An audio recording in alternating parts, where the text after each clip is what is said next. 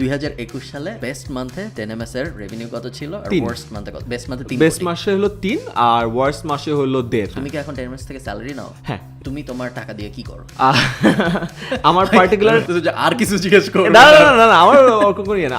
আমরা এখন অনেক এক্সপ্যান্ড করতেছি, আমাদের আগে 6টা অফিস ছিল, এখন 13টা হচ্ছে। It's expanding very fast. Third ইয়ারে আস্তে আস্তে বলা ও আচ্ছা, তার মানে এটা কি একটা ট্রেন্ড যে সোশ্যাল মিডিয়া কেউ থাকলেই বই আসে? একটা মেলা যেটা বইয়ের বিক্রির পুরোটার সাইজ 100 কোটিরও কম, এটা খুবই ছোট, যেখানে আমার বইয়ের সেলসই আছে 1 কোটির বেশি। এখন মোবাইল খুলছো, টিকটক খুলছো, entertain. So this is one honest thing যেটা আমি শেয়ার করি, বাট আমার রিজেক্টেড হতে খুব খারাপ লাগে। I am very competitive. Welcome তাহলে জ্ঞানী কথাবার্তা শোতে। কি অবস্থা বলেন? আলহামদুলিল্লাহ অনেক ভালো আছি।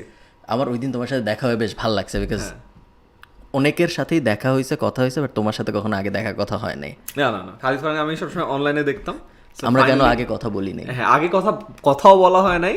আমার পাশের রুমে সাদমান তোমার সাথে সারাক্ষণ পডকাস্টিং করে, আমি ঢুকি বাইরে হয়ে শুনি, মাঝে মধ্যে কান লাগে কি কথা বলতেছে, জ্ঞানী গুণী কি কথাবার্তা বলতেছে। So it's like your really close two offline, but offline হয় নাই। না, ভালো লাগলো ওই দিন কথা। এবং ওই দিন আমি 10ms এর আমি বলতে গেছিলাম স্কুলে, অফিসে ফার্স্ট গেছি, যে খুব ভালো লাগলো। বিশাল অপারেশন। না, মোটামুটি আমরা এখন অনেক এক্সপ্যান্ড করতেছি, আমাদের আগে 6টা অফিস ছিল, এখন 13টা হচ্ছে। It's expanding very fast. আমাকে সংক্ষেপে আমাকে বিস্তারিতভাবে বলো, কত বড় অপারেশন, কয়জন কাজ করে? আমাদের আলহামদুলিল্লাহ এখন 10 মিনিট স্কুলে রাইট নাও আছে হলো 213 জন মানুষ, অফিস আছে হলো 13টা, আর অপারেশনস তো দিনরাত চলতেছে। এই তো আলহামদুলিল্লাহ 13টা অফিস, 13টা ফ্লোর। 13টা আমরা ফ্লোর। হ্যাঁ, আমাদের যেটা হয় যে মিরপুরে একটা হাব আছে, মহাখালীতে একটা হাব আছে। সো মিরপুরে হলো 1 2 3 4 4টা, আর মহাখালীতে হলো 9টা। সো ফ্লোর, সো মিরপুরের ফ্লোর, একটা ফ্লোর হলো 2300 স্কোয়ার ফিট, যেতে গেছিলা তুমি, আর মহাখালীগুলো একটু বড় 2800 স্কোয়ার ফিট। সো ডিওএইচএস এর তো ফ্লোর সাইজ সেম। সো আমরা যেটা হয় বড় একটা স্পেস পাই নাই কখনো। সো বড় স্পেস যখন পাই নাই, তো যেটা করতে হয় আর কি 2300 স্কোয়ার ফিট অথবা 2800 স্কোয়ার ফিট ফ্লোর নিয়ে করতে হয়েছে। সো এখানে একটা বিল্ডিং এ মাল্টিপল ফ্লোরস আছে, আর ওখানে আবার একটা বিল্ডিং এ পাইও নাই। সো পাশাপাশি আলহামদুলিল্লাহ লাকি হয়ে গেছে, তো পরপর 3টা বিল্ডিং আর কি একটা করে ফ্লোর। আর বড় ফ্লোর নিতে গেলে ঝামেলা হলো যে মিরপুর ডিওএইচএস সব থেকে সস্তা। মিরপুর ডিওএইচএস তোমার পার স্কোয়ার ফিট হলো 15 টাকা। মহাখালী ডিওএইচএস গেলে ইট বিকামস 25 টাকা। আর তুমি যদি একটু পাশে আমাকে রাওয়াতে বড় একটা স্পেস, লাইক 19,000 স্কোয়ার ফিট, আমার খুব চোখে লাগছিল, বুঝছো, যে ওই জায়গাটা যাবো, থাকে না বড় open space, beautiful. But problem হলো ওইটার পার স্কোয়ার ফিট হলো 100 টাকা করে। সো অনেক, আমরা 15 টাকা থেকে 25 টাকা 30 টাকা ঠিক আছে, বাট 100 টাকা টু মাচ। এই জন্যই যে ভাগ করে ফ্লোর ওয়াইজ ভাঙা আর কি। তুমি কখনো আগে 10ms এর রেভিনিউ নাম্বারটা এইসব পাবলিকলি কখনো বলছো? না, কখনো বলা হয় না রেভিনিউ নাম্বার। কেউ জানতে চায়? হ্যাঁ, জানতে তো অনেক চাইছে, বাট আই ডোন্ট থিঙ্ক কোনো প্ল্যাটফর্ম এরকম ছিল যেখানে রেভিনিউ নাম্বারস নিয়ে এভাবে ডিরেক্টলি কথা হয়েছে। আচ্ছা, রেভিনিউ নাম্বার পরে জানতে চাও, এখনই জানতে চাও, উচিত হবে না এটা। বাট যেই জন্য আমি রেভিনিউ নাম্বারের কথা আনলাম, সেটা হলো এত বড় 13টা অফিস বলো বা 213 যে এত মানুষ কেন লাগতেছে আমাদের? আমার তো edtech company 10 minute school. So এটা 3টা কোর ভার্টিক্যাল আছে। একটা হলো কন্টেন্ট, একটা হলো টেক, একটা হলো ডিস্ট্রিবিউশন, মানে সেলস অ্যান্ড মার্কেটিং। আর প্রবলেম হয় যে যখন আমরা কাজ শুরু করি, there are two ways of doing it. একটা হলো নিজে করা, একটা হলো থার্ড পার্টিকে দিয়ে করা। যেমন প্রোডাকশন, আজকেরটা কিন্তু তুমি থার্ড পার্টিকে দিয়ে করাচ্ছ, রাইট? সো তুমি কিন্তু সোলো, বাট যখনই third party if you calculate all this people, নাম্বারটা কিন্তু অনেক বেড়ে যায়। সো আমরা সবকিছুই নিজেরা করি, যেহেতু content is a core, right? So প্রোডাকশনে প্রচুর মানুষ কাজ করে, আমাদের মিডিয়া টিমে 30 জনের বেশি কাজ করে। সো মানে পোস্ট প্রোডাকশন এই জায়গাগুলো যখন নিজে করতে চাই, রাইট? তারপরে ডিস্ট্রিবিউশনে মনে করো সেলস এজেন্ট, রাইট? সো আমরা আগে আউটসোর্স করতাম। সো আউটসোর্স করলে যেটা হয়, ইউনিট ইকোনমিক্সগুলো বের করা খুব কঠিন। আমরা তো দেখি যে কল কনভার্জন কত হচ্ছে, কয়টা কল গেছে, কয়টা যায় নাই। যেগুলো গেছে ওদের কতজনকে পিচ করতে পারছে, যতজনকে পিচ করতে পারছে ততজনের মধ্যে কতজন প্রমিস করছে, তাদের মধ্যে কতজন কনভার্ট হয়েছে, কতজন ওই দিন হয়েছে, কতজন পরে হয়েছে। এই যে পুরো লেয়ার বাই লেয়ার ইউনিট ইকোনমিক্সগুলো, এটা থার্ড পার্টিকে দিলে না ওই ভিজিবিলিটি থাকে না। বাট তুমি যখন স্কেল করবা, নাও উই নো যে ইন্ডিয়ান এডটেকগুলোকে যদি দেখি, ওদের টেলিসেলসে হাজার মানুষ আছে। এখন হাজার মানুষ তো আমি আউটসোর্স করতে পারি না ইউনিট ইকোনমিক্স ফিক্স না করে, রাইট? সো এটা ফিক্স করার জন্য এখন যেটা হচ্ছে, এজেন্টদেরকে আমাদের টিমে নিয়ে আসা হয়েছে। সো ওইখানে আবার ম্যান পাওয়ার বেড়ে গেছে। আর রিসেন্টলি লাস্ট 1 বছরে সব থেকে বেশি মানুষ বাড়ছে হলো টেকে। আগে ছিল খালি ইঞ্জিনিয়ার্স, রাইট? এখন product team, product design team, engineering team, analytics team, কারণ যেহেতু অপারেশন বেড়ে গেছে এখানে মানুষ অনেক লাগছে। সো রিসেন্ট মেজরিটি হায়ার্স হলো এইদিকে। ফর এক্সাম্পল আগে কি ছিল, ওয়েব ডেভেলপার, অ্যাপ ডেভেলপার, এখন কিউএ করার জন্য 5 জন মানুষ আছে। আর আমার কাছে ভাই আরও কিউএ ইঞ্জিনিয়ার লাগবে কোয়ালিটি অ্যাসুরেন্সের জন্য আর কি। সো যখন বড় হইতে থাকে এইসব নিডগুলো চলে আসতে থাকে, এই জন্য একটু লাস্ট 1 বছরে একটা বড় জাম্প আসছে। সো গত বছরে এই অবস্থা আমাদের কত ছিল, 60-70 জন, সো এখন 213 জন। সো এক্সপ্যানশনটা একটু র্যাপিড হচ্ছে।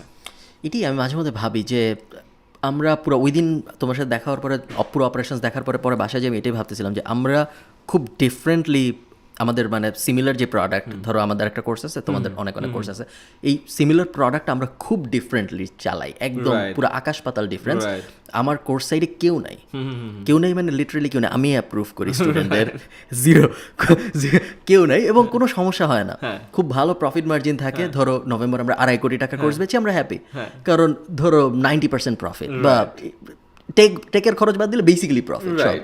সো আর ওইদিকে আমি যখন টেনএমসের দিকে তাকাচ্ছি, তুমি বলতেছো কিউএ ইঞ্জিনিয়ার থাকতেছে 6 জন, তো পুরা ডিফারেন্ট একটা অপারেশন স্টাইল। কখনো কি মনে হয় না যে এইরকম না করে যদি আমরা পুরাটাই আউটসোর্স করার চেষ্টা করতাম, থার্ড পার্টি দিয়ে করার চেষ্টা করতাম, ভালো হতো? একটু ডিফিকাল্ট, তার কারণ হলো এডটেকের অনেকগুলো ভার্টিক্যাল আছে। যেমন একটা হলো তোমার ক্লাস 1 থেকে 12, সো প্রোডাক্টটা এক ধরনের, রাইট? তারপরে তুমি অ্যাডমিশন, প্রোডাক্ট একটু ডিফারেন্ট ধরনের, বাট প্রোডাক্ট তুমি বানাইতা, কিন্তু বাকি এলিমেন্টগুলো ধরো টেক এলিমেন্ট, যেটা ধরো অ্যাপ বানাচ্ছি, বা আর কি এলিমেন্ট আছে তোমাদের, ডিস্ট্রিবিউশন অনেকাংশে ধরো, অবশ্য হ্যাঁ টিকটকে তুমি বলছো ইউনিট ইকোনমিক্সের কথা। টেক বা প্রোডাক্টে যেটা হয় যে টেক স্ট্যাকটা তুমি নিজেরও রাখতে পারো, অলওয়েজ আউটসোর্সও করতে পারো। না, it depends on the skill. যেমন আমরা যখন শুরু করছিলাম তখন পুরোটাই ওয়ার্ডপ্রেসে ছিল, right? WordPress, plug and play, easy to manoeuvre. যত দিন যায়, যত আমরা জিনিসটাকে অপটিমাইজ করতে চাই, ইউনিট ইকোনমিক্সের নাম্বারগুলো আসা শুরু করে, আমি অপটিমাইজ করতে যাচ্ছি, ওয়ার্ডপ্রেসে করা পসিবল না, রাইট? সো ফর এক্সাম্পল আমাদের একটা কোর্সের যদি ধরি, যে মনে করি এসএসসি বা এইচএসসির যে কোর্সগুলো আমাদের আছে, ল্যান্ডিং পেজে যতগুলো মানুষ আসে তার মধ্যে মোর দেন 20% মানুষ ক্লিক করে ল্যান্ডিং পেজে আসার আগে চলে যায়। কেন? বিকজ লোড টাইম বেশি। আচ্ছা, এখন ওয়ার্ডপ্রেসে যেটা হয় যে অনেকগুলো প্লাগইনসগুলো থেকে যায়, রাইট? সো ওই টেক ডেটটা সরানো খুব ডিফিকাল্ট হয়ে যায়। বাট যখন আমরা দেখি যে আচ্ছা 20% মানুষ ক্লিক করতেছে বাট জাস্ট ঢুকতেছেই না, কেন? বিকজ যে লোড টাইম, এতক্ষণ ওয়েট করে চলে গেছে। So we can actually work on it. আচ্ছা ঠিক আছে, লোড টাইম কত, পেজের সাইজ কত, এত, আচ্ছা কীভাবে কমানো যায়, সেটা এটা। সো ওগুলো যখন করতে যাই তখন হয় কি, ওই যে থার্ড পার্টি এপিআই দিয়ে বা বিভিন্ন জিনিসপত্র স্ট্যাক করে না করে নিজেদের থেকে স্ক্র্যাচ থেকে করাটা বেটার হয়। আমি তোমার সাথে একমত, কারণ আমি একবার একটা অ্যাপ বানাইতে গেছিলাম অডিও ইন্ডাস্ট্রির জন্য, এবং পুরোপুরি একটা ফেইল্ড প্রজেক্ট ছিল। পুরো আমি মেইনলি আইডিয়াটা ছিল যে মানুষ অডিও বুক কিনতে পারবে অ্যান্ড বাংলা পডকাস্ট মানুষ লোড করতে পারবে, স্ট্রিম করে শুনতে পারবে। অ্যান্ড মোটামুটিভাবে আমরা যে খুব বেশি টাকা পয়সা ইনভেস্ট করছি এরকম না, 10-12 লাখ, গ্র্যান্ড স্কিম অফ থিংসে খুব বেশি না। বাট যে প্রোডাক্ট, ওটাও থার্ড পার্টি দিয়ে করা ছিল, আমরা নিজেরা করি নেই। বাট রেজাল্ট যেটা ছিল ওই সময় আমার শুধুমাত্র একবার মনে হয়েছে যে যদি থার্ড পার্টি দিয়ে না হলে পুরাটা ইনহাউস হইতো, তাহলে প্রবাবলি প্রোডাক্টটা বেটার হইতো। সিম্পল এক্সাম্পল, আমরা যে কেউ চাইলে কিন্তু একটা থার্ড পার্টি প্লেয়ার দিয়ে ওয়ার্ডপ্রেসে একটা নেটফ্লিক্সের মতো সাইট বানায় ফেলতে পারি। লিটারেলি টাকাও খরচ করা দরকার না, একটা ফুল স্ট্যাক ডেভেলপারকে আনো, বলা যে জেডাব্লিউ প্লেয়ার বা ভিমে কোনো একটা প্লেয়ার প্লাগ ইন করো, ওয়ার্ডপ্রেসে একটা সিমিলার একটা ইউআই টেমপ্লেট নাও, দিয়ে ছেড়ে দাও। And compare to that Netflix, right? তুমি যদি এমন একটা মানুষকে আনো যে নেটফ্লিক্সও চিনে না, এটাও চিনে না, ও দুইটার এক্সপিরিয়েন্সে কিন্তু খুব একটা বুঝবে না। বাট যখন ইউজ করা শুরু করবে তখন ছোট ছোট জিনিস সে ওই যে কেন নেটফ্লিক্স বেটার, ওই জিনিসটা বের হয়ে আসে। সো ওইটা একটা পার্টিকুলার সেগমেন্টের পর আমরা বুঝে গেছি যে না, এখন আর পসিবল না। সো তারপরে যেটা হয় যে নিজেরা করা শুরু করছে আর কি। বুঝলাম। তোমার কোর্স স্ট্রেংথ আসলে কি? ধরো তুমি কিউএ টেস্ট নিয়ে কথাবার্তা বলতেছো, বা লাইক ওই যে অ্যাপের যে এক্সাম্পলটা আমি দিলাম ওটা যখন করছি, বা ইভেন যখন আমি আমাদের স্মল স্কেলে আমাদের কোর্সের সাইডে জিনিসপত্র করছি, মেইন প্রবলেম যেটা হয় সেটা হলো আমি ডেভেলপারদের সাথে কথা বলতে আমার বেশ কষ্ট হয়, ল্যাঙ্গুয়েজ বুঝাইতে। প্লাস আমি যেহেতু বাংলাদেশি ডেভেলপারদের সাথে তো কাজ করি না, সো ধরো ডেভেলপার বসে আছে ইউক্রেনে, তাকে বোঝানোটা আমার বেশ কষ্টসাধ্য। ওর কখনো কখনো উল্টা হয়, ধরো ডেভেলপার বসে আছে মনে করো পাকিস্তানে, ওর ইংলিশ আমার থেকেও খারাপ যখন হয়, তখন আবার উল্টা সমস্যা, তখন ওকেও বুঝাইতে আমার বেশ কষ্ট হয়। তো এই যে তুমি মানে টেক ওয়ার্ল্ডটা বুঝলা কেমনে? ওয়ার্ডপ্রেস সবাই জানে, বুঝলাম। ওইটা আমার স্ট্রেংথ বলি, আমার টিচার, মানে আমার কোর স্ট্রেংথ বা আমার কোর পরিচয় যদি বলি যে আমি টিচার।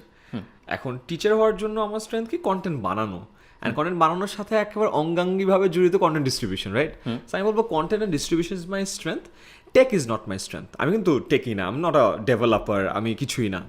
বাট যেটা হয়েছে যে লাস্ট 7 বছর ধরে টেকের সাথে কাজ করতে করতে নো হাউটা হয়েছে, যে প্রসেসটা আমি জানি যে কীভাবে কাজটা হয়। অ্যান্ড ওই প্রসেসের মধ্যে আমার সব থেকে মজার জায়গাটা হলো ইউআই নিয়ে কাজ করা, ইউআই অ্যান্ড ইউএক্স নিয়ে কাজ করা, মোস্টলি ইউআই। অ্যান্ড আমি ভেরি ভিজুয়াল পার্সন, যেমন আমি যখন বই লিখি আমি ফার্স্টে কাভারটা বানাই, আমার কাভারটা দেখা লাগবে, লাইক মানে গুগল ডকে আমার ফার্স্টে কাভারটা ডিজাইন করে আমি কাভারটা রাখি, আচ্ছা ঠিক আছে, নাও আই ক্যান সি ইট, এখন আসলে শুরু করো, রাইট? সো আমার জন্য ইউআইটা ইজ ভেরি ইম্পর্টেন্ট। যেমন ইউএক্স যেমন ইউএক্সটা আগে মানুষ ডিজাইন করে, রাইট? ইউজার এক্সপিরিয়েন্সটা কেমন হবে, বাট আমি যখন করি আমি আমার ডিজাইনের সাথে ডিরেক্টলি বসে চলো বানাই এটা আমার জন্য ভাবতে সুবিধা হয়। সো টেকে I am not a টেকি, I just know the process, because অনেকটা বড় একটা টিম চালাইতে হয়। অ্যান্ড ওই টেকের সব থেকে মজার এলিমেন্টটা আমার জন্য হলো প্রোডাক্ট ডিজাইন বা ইউআইটা। বইয়ের কথা যেহেতু বললা, বই লিখতে কেমন লাগে? বই লেখার কারণে গালি কি বেশি খাও নাকি মনে হয়?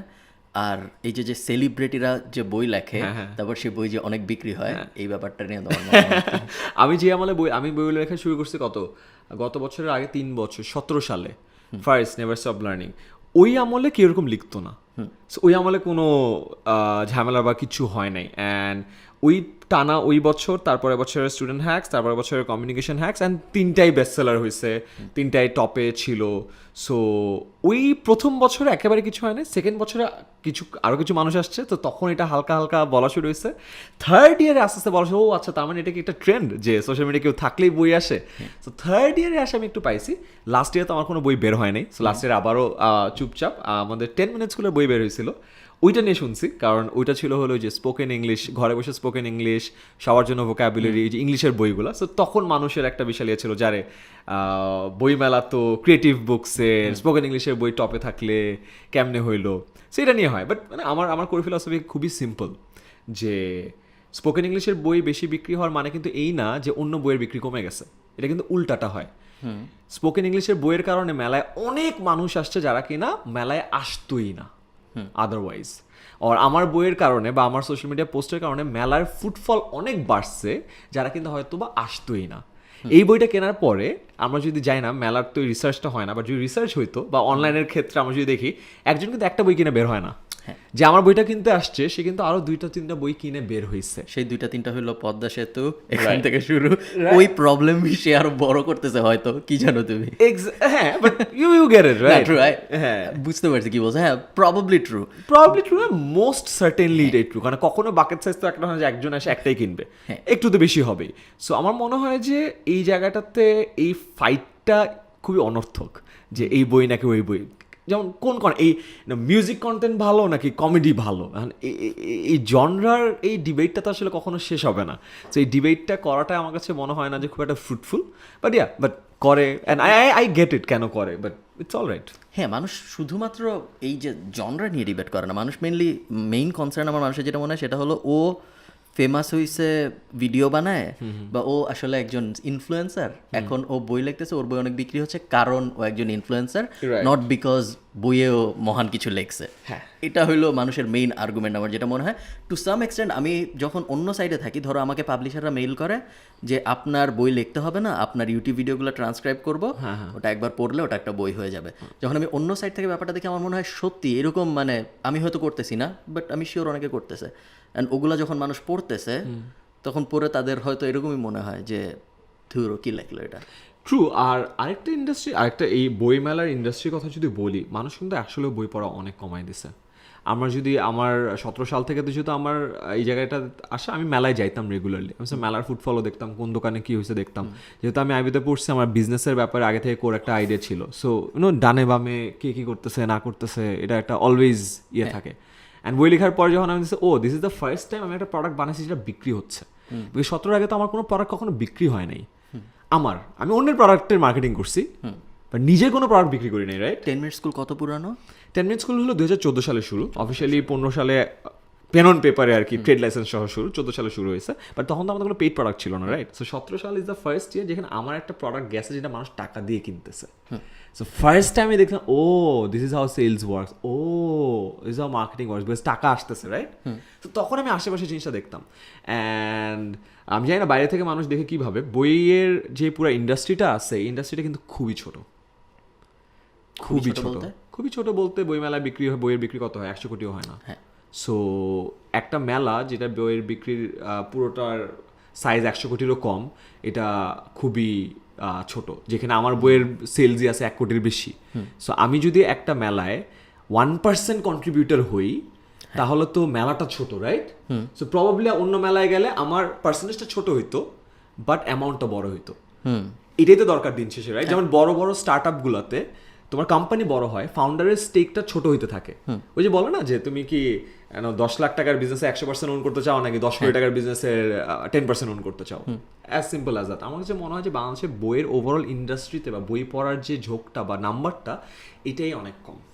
সম্পূরক প্রশ্ন তাইলে হবে, বই পড়তেছে না কেন মানুষ? বই পড়তেছে না তার কারণ খুবই সিম্পল, মানুষ কষ্ট করে এন্টারটেইন হতে চায় না বা কষ্ট করে শিখতে চায় না, সহজে শিখতে চায়, সহজে এন্টারটেইন হতে চায়। সহজে এন্টারটেইন হওয়াটা অনেক সহজ হয়ে গেছে আগের তুলনায়। আগে এন্টারটেইন হওয়ার জন্য কি করা লাগতো? মুভিতে যাওয়া লাগতো, টিকিট কাটা লাগতো, লাইনে দাঁড়ায় যাওয়া লাগতো, বসা লাগতো, দেখা লাগতো, এন্টারটেইন হইতা। এখন মোবাইল খুলছো, টিকটক খুলছো, ও entertain entertain entertain entertain entertain. আগে একটা মুভি ভালো না লাগলো 3.5 ঘন্টা বসে থাকতে হইতো, এখন 15 সেকেন্ডস এন্টারটেইন হওয়া নাই, পরেরটা করো, ইজিয়ার হয়ে যায়। সো মানুষ যখন খুব সস্তায় ডোপামিন পাইতে থাকে, ও অনেক দাম দিয়ে ডোপামিন কিনতে চায় না। ডোপামিন মানে ইউনো দ্য হ্যাপিনেস ইয়ে। সো সস্তায় পেলে কেন দাম দিয়ে কিনবো? এটা তো হিউম্যান সাইকোলজি। ওয়ার্ল্ড ওয়াইডে কি বই সেলস কমতেছে?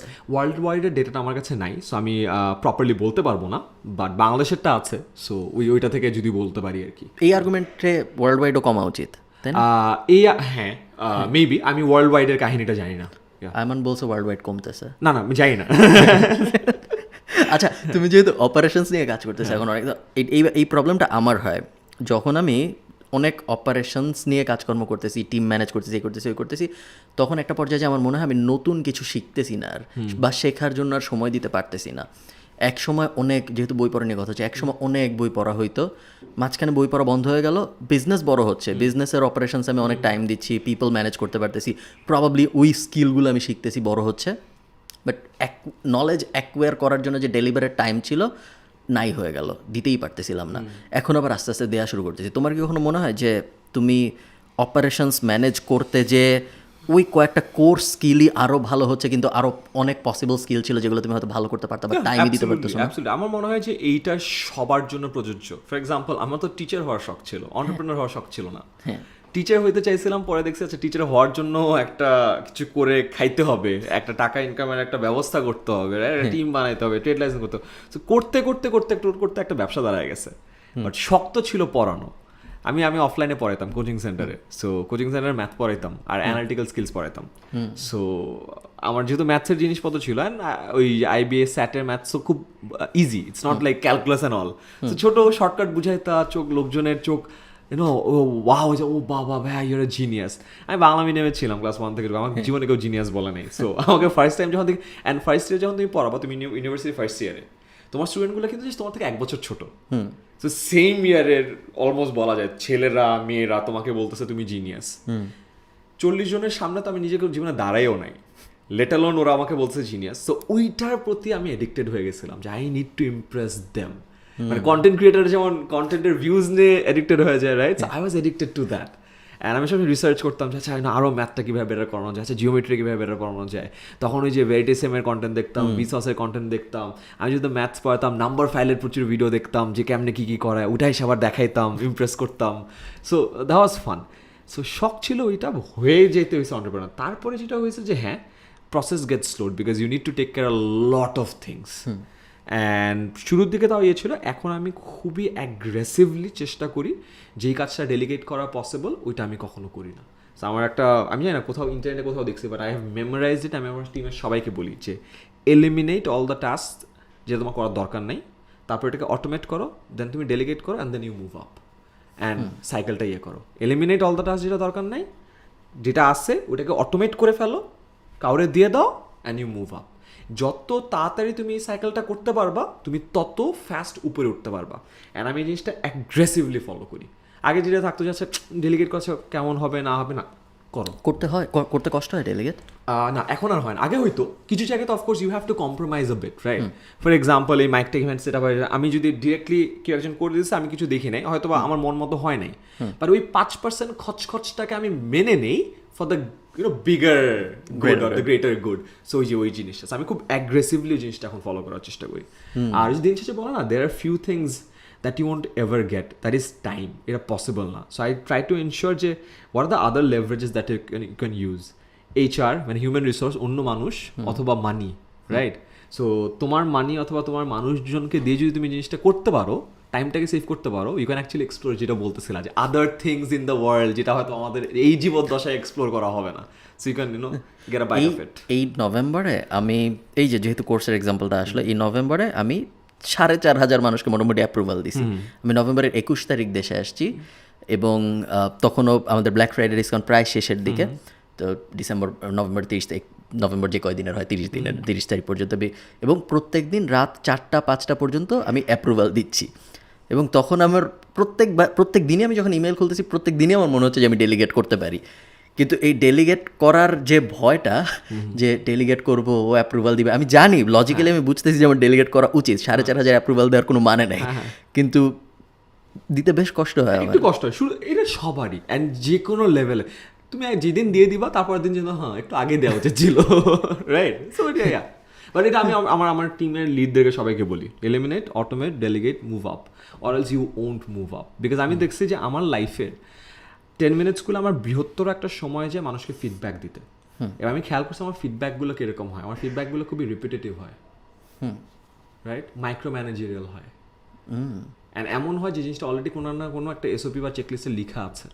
তাই আমি আমার সব লিডদেরকে নিয়ে লাস্ট কয়েক মাস আগে মাল্টিপল সেশন করছি। সো ইটস লাইক আমি একটা পার্সোনালি একটা সেশন নিয়ে আমার লিডারশিপ টিমকে, যে becoming a better manager, so ওরকম ইয়ে আছে, সো ওইটা আমি নিজে নিতে চাই। So giving them the core ভ্যালুজের সাথে মিলায় জিনিসটা বলা। সো একটা স্লাইড আছে যে be mindful of the feedbacks that you give and receive.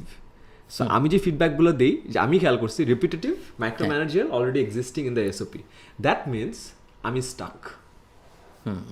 So আমি এমন কোনো ফিডব্যাক দিব না যেটা মাইক্রো ম্যানেজার, আমি এমন কোনো ফিডব্যাক দিব না যেটা রিপিটেড। আমি সেকেন্ড টাইম যদি ফিডব্যাক দিতে হয়, সামথিংস ব্রোকেন, সো সিস্টেমটা সলভ করো and then you move up. So এটা খুব অ্যাগ্রেসিভলি ফলো করি, সো ইট হেল্পস। 10 মিনিট স্কুলে কি তুমি নিজে যে মানুষ হায়ার করো এখনো, যেহেতু টিম লিডদের কথা বলতে আসতেছে, আলাদা এইচআর টিম লিড বসে, টিম লিড বেসিক্যালি এখনো সোর্স করে ফর সিনিয়র হায়ার্স, প্রোডাক্ট টেক এগুলো তো একটু অনেক সময় নেওয়া লাগে সিনিয়র হায়ারগুলো, আর তারপরে এইচআরের সাথে কোঅর্ডিনেট করে, 2 টিম ইন্টারভিউ নেয়, হয়েছে। Unless it's a senior role, like যেমন আমরা কিছু সিনিয়র রোলে লিখছি, লাইক ব্র্যান্ডিং, যেমন রাফসান আমাদের ব্র্যান্ডিং লিড হিসেবে জয়েন করছে, সো ওরটাতে আমি ছিলাম। অ্যান্ড আমি যেগুলোতে বসে, ওগুলো খুব একটা ইন্টারভিউ হয় না, সো যেহেতু একটু senior role, more of a discussion, what you think, হবে নাকি, হোয়াট ইউর প্ল্যান, যে টেলিমের সাথে কী করতে চাও, বা তোমার লাইফের অ্যাসপিরেশনস কী, so more of a adda আর কি। রাফসানের কথা থেকে মনে হইলো, মোটামুটিভাবে আমি যতজনকে চিনি এই এডটেক স্পেসের বলো বা ইন জেনারেল সেলিব্রিটিস যারা আছে, মোটামুটি সবাই 10 মিনিট স্কুলের সাথে কাজ করার জন্য পাগল। আলহামদুলিল্লাহ, that's a good sign, very good sign, that's a good sign. আমরা এখনও পারফেক্ট না, বাট আমি অনেক চেষ্টা করি এই জিনিসটা করার। স্পেশালি আমি দেখি যে বাইরের দেশগুলোতে তারা অনেক চেষ্টা করে মানুষজনকে ধরে রাখার। আমি দেখি বাংলাদেশে মানে যেহেতু আমি কোম্পানির ওনার, মালিক পক্ষের না একটা ইয়ে থাকে যে না আমি চাকরি দিছি, আমার ইয়েতে এতগুলা পরিবার চলে। আমি কাইন্ড অফ এটা উল্টাভাবে দেখি যে ও আমার জন্য কাজ করতেছে, আমার কোম্পানির জন্য, so I need to make him impressed যে এইটা কেমনে করা যায়, এটা করা যায়। সো লাস্ট 1 বছরে এরকম অনেক সিনিয়র হায়ারের ক্ষেত্রে বেসিক্যালি তুমি ইন্টারভিউর কথা বলো না, অ্যাকচুয়ালি আড্ডার ক্ষেত্রে যদি বলি কে বেশি প্রেশারে থাকে, আমি বেশি প্রেশারে থাকি। আমাকে ওকে ইমপ্রেস করতে হবে আসার জন্য, ইটস মোর লাইক আমি ইন্টারভিউ দিচ্ছি, ওকে আদর করতেছি যে বাবা আসো আসো, সো আদার ওয়ে অ্যারাউন্ড। মাশাআল্লাহ, ইউর ভেরি হাম্বল। এরকম না হইলেও হইতো, আমি যদি ওরকম জায়গায় থাকতাম আমি মনে হয় না এত হাম্বল থাকতাম। এমনিতে আমি মানুষ হিসেবে কম হাম্বল, ওটা একটা কারণ হইতে পারে, বাট ইন জেনারেল আমার মতো ব্যাপারটা চলে আসতো যে পাবোই তো আরো কয়েকটা। হ্যাঁ, বাট বুঝো আমি বড় বুঝছো তো বুঝি পয়েন্টটা, যে আরেকটা জিনিস আমি শিখছি, বাইরের বেশ কিছু কোম্পানিতে যাওয়ার পর অ্যান্ড স্পেশালি যেহেতু আমাদের ইনভেস্টাররা আছে ওদের যে মিটিংগুলোতে ওরা সবসময় একটা জিনিসের কথা বলে যে hire the best people. So আমাদের যেটা হয়েছে লাস্ট অনেক বছরে যেহেতু আমাদের অ্যাফোর্ডেবিলিটি ছিল না, সো আমরা অনেক সময় আমরা যাকে দিয়ে কাজ করা যায় ওকেই নেই। আমরা না কখনো বেস্ট মানুষটাকে রিচ আউট করার সাহসই করতাম না, রাইট? সো আমরা যেমন এখন ইউনিলিভার থেকে মানুষ নিয়ে আসছি, যে আমাদের হেড অফ সেলস ইউনিলিভার ছিল, ওকে নিয়ে আসছে। আফসান গ্রেতে কাজ করে, লাইক বেস্ট এজেন্সি, ওকে নিয়ে আসছে আমাদের ব্র্যান্ডিং এতে। মানে সব ভালো ভালো। আগে এইসব জায়গায় কিন্তু আমরা নক করার সাহস পাইতাম না।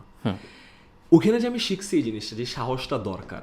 অ্যান্ড ফার্স্ট টাইম তুমি নিতে পারবা না, রিজেক্টেড হবা।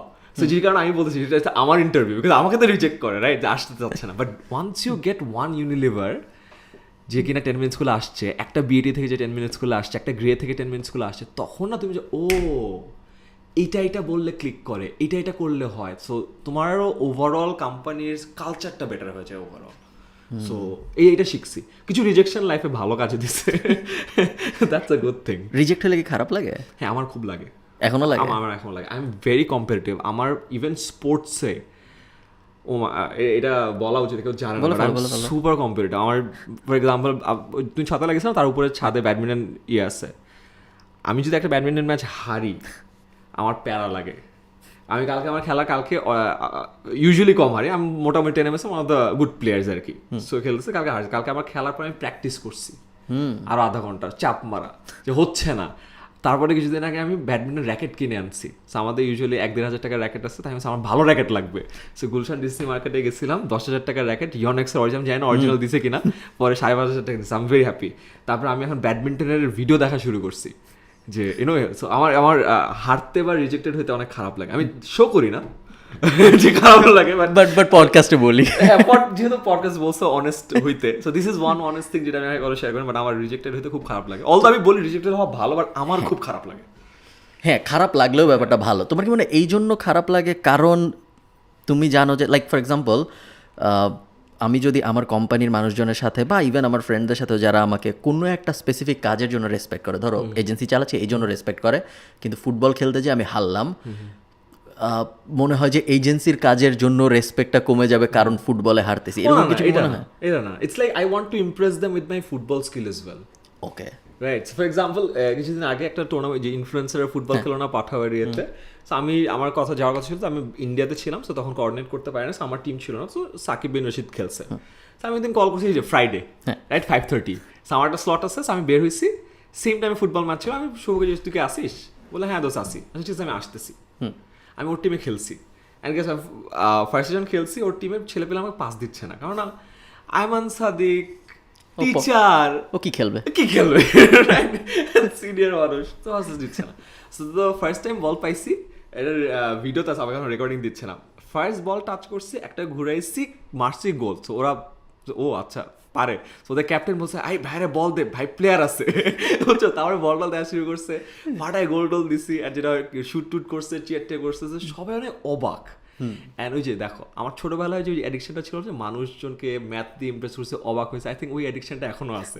It's sometimes it's maths, sometimes it's football, so I love that. So it's fun. So ওই জন্য হারতে ইচ্ছা করে না, বাট আমরা ফাইনালে হারছি। আর আমার খুব মেজাজ খারাপ হয়েছে। আমার ফার্স্ট ম্যাচে 3-0, পরটা 4-0, তারপরটা 6-0, আমরা তো ফাইনাল এমনি জিতবো। সো ফাইনালে ওদের একটা কিপার আসছে, কিছু কিপার আগে ছিল না। সো ফাইনালে ওরা কোনো 0-0, 0-0, পরে পেনাল্টিতে যায় হেরে গেছে। আমার খুব মেজাজ খারাপ, বাট সামনাসামনি দেখেছে, no problem, it was a good match, এটা ওইটা। বাট আমার পেনাল্টিতে হারা না, একটা ড্র। হ্যাঁ, মানে আমি খুব আমার হারতে ভালো লাগে না। So this is one. But হারাটা লাইফে জরুরি, ইট ইজ টু, এটাই বলি যে হারাটা জরুরি, রিজেকশনটা অনেক জরুরি। রিজেক্ট হইতে যে ভালো লাগে না ওই ব্যাপারটাও জরুরি, ওইটাও অফকোর্স, না হলে তো হাঙ্গারটা থাকবে না। আমি আমার লাইফে স্পন্সরশিপে বাংলাদেশে মানে একটা সিঙ্গেল কোম্পানি, ছোট কোম্পানিতে প্রচুর টাকা আনছে, 10 কোটির বেশি টাকা আনছে স্পন্সরশিপ থেকে। বাট ইউ নো যে একটা স্পন্সরশিপের একটা পাইতে গেলে কতগুলো রিজেক্টেড হতে হয়, right? And my 5 years of starting life of my entrepreneurship was this rejections, and it was brutal, খুবই বাজে, বাট ইট ওয়াজ নেসেসারি। এটার কারণে অনেক শ্যাকল ভেঙে ফেলছি। সো আমার আর ওই প্যারাটা নাই। হ্যাঁ, গেছি, পিচ করছি, হইলে খুবই ভালো, না হইলে খুবই মেজাজ খারাপ, but it's all right. I shrug it off and I'll go again to pitch it. So ওই জিনিসটা দরকার আছে। ফুটবলের ওই সময় বলতাম এই ওই সম্পূরক প্রশ্ন, তারপরে আমি এই পয়েন্টে আসতেছি, সেটা হলো তোমার কি মাঝে মধ্যে মনে হয় যে এখন একটা পর্যায়ে তুমি চলে আসছো যেই কারণে ইভেন ডুইং একদম bear minimum is good enough for a lot of people? Like ধরো তুমি যদি গোল দিতে নাও পারতা, তুমি যদি জাস্ট একটা ভালো কাটাইতা, তাতেও মানুষ অনেক ইমপ্রেস হয়ে যেত বিকজ তুমি অনেক হাইলি রিগার্ডেড এনিওয়েজ। হ্যাঁ, যে টিচার বাট ভালোই তো খেলে। ভালোই তো খেলে। ওই দিন আমি স্ট্যান্ড আপ কমেডিতে যে হ্যালো সবাইকে বলছি, এরপর মানুষ 10 মিনিট হাসছে। এত ফানি তো কিছু বলি না আমি ডেফিনেটলি। লাইক মনে হয় আমি বুঝতে পারবো না আর কখনো যে আমি আসলে কোনোদিন ভালো স্ট্যান্ড আপ কমিক হইতে পারবো নাকি। ট্রু, হ্যাঁ, এটা ট্রু যে অনেক সময় অনেক লো এফার্টেও, বিকজ সিন্স মানুষ একটা ইনফ্লুয়েন্সের কারণে বা একটা ওই যে মানুষের মাথায় একটা পারসেপশনের কারণে যেটা হয় যে ওইটার ম্যাগনিফাইড হয়, ইটস ট্রু। ওটা আমি বুঝি, I am aware of that. যে আমি কোনো রুমে যখন ঢুকে আমি বুঝি যে কে একটু শেকেন বা কে একটু অবাক হয়েছে, ওটা আমি বুঝি, বাট আমি ওটা বলি না বা ইয়ে করি না, বাট আমি বুঝি। বাট তখন আমার ইমপ্রেস করার ইচ্ছাটা আরেকটু ওই যে বললাম একটু কম্পিটিটিভ, তাছাড়া একটু তো ইমপ্রেস হয়েছে, ও তো একটু শেকেন, ওকে আরেকটু ইমপ্রেস করি, রাইট? সো ইউনো মানে ওই যে ওই বললাম ওই অ্যাডিকশনটা রয়ে গেছে। আই থিঙ্ক আমি অ্যাটেনশন ওর যে ভাল লাগে এই জিনিসটা, আর ইমপ্রেস করতে ইটস ফান।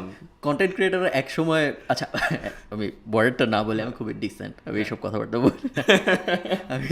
আচ্ছা যখন তুমি ইয়ে পড়াচ্ছ, টিউশনি করাইতেছো, তারপরে তুমি আস্তে আস্তে ভিডিও বানানো শুরু করলা। ভিডিও বানানো শুরু করার পর থেকে ফার্স্ট টাকা আয় পর্যন্ত কন্টেন্ট থেকে কতদিন লাগছে?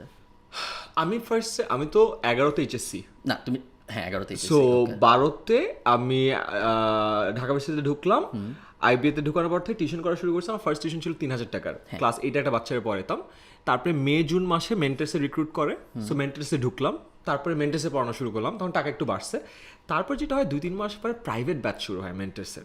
সো আইবিএর প্রাইভেট ব্যাচগুলোর ওয়াজ ভেরি কস্টলি, মানে ওইটা হয়তো পার ক্লাসে টাকা দেয়, বুঝছো, মানে পার পার্সন পার ক্লাস। আমাদের আমলে সেই 12 সালে 1000 টাকা দিত একটা স্টুডেন্ট।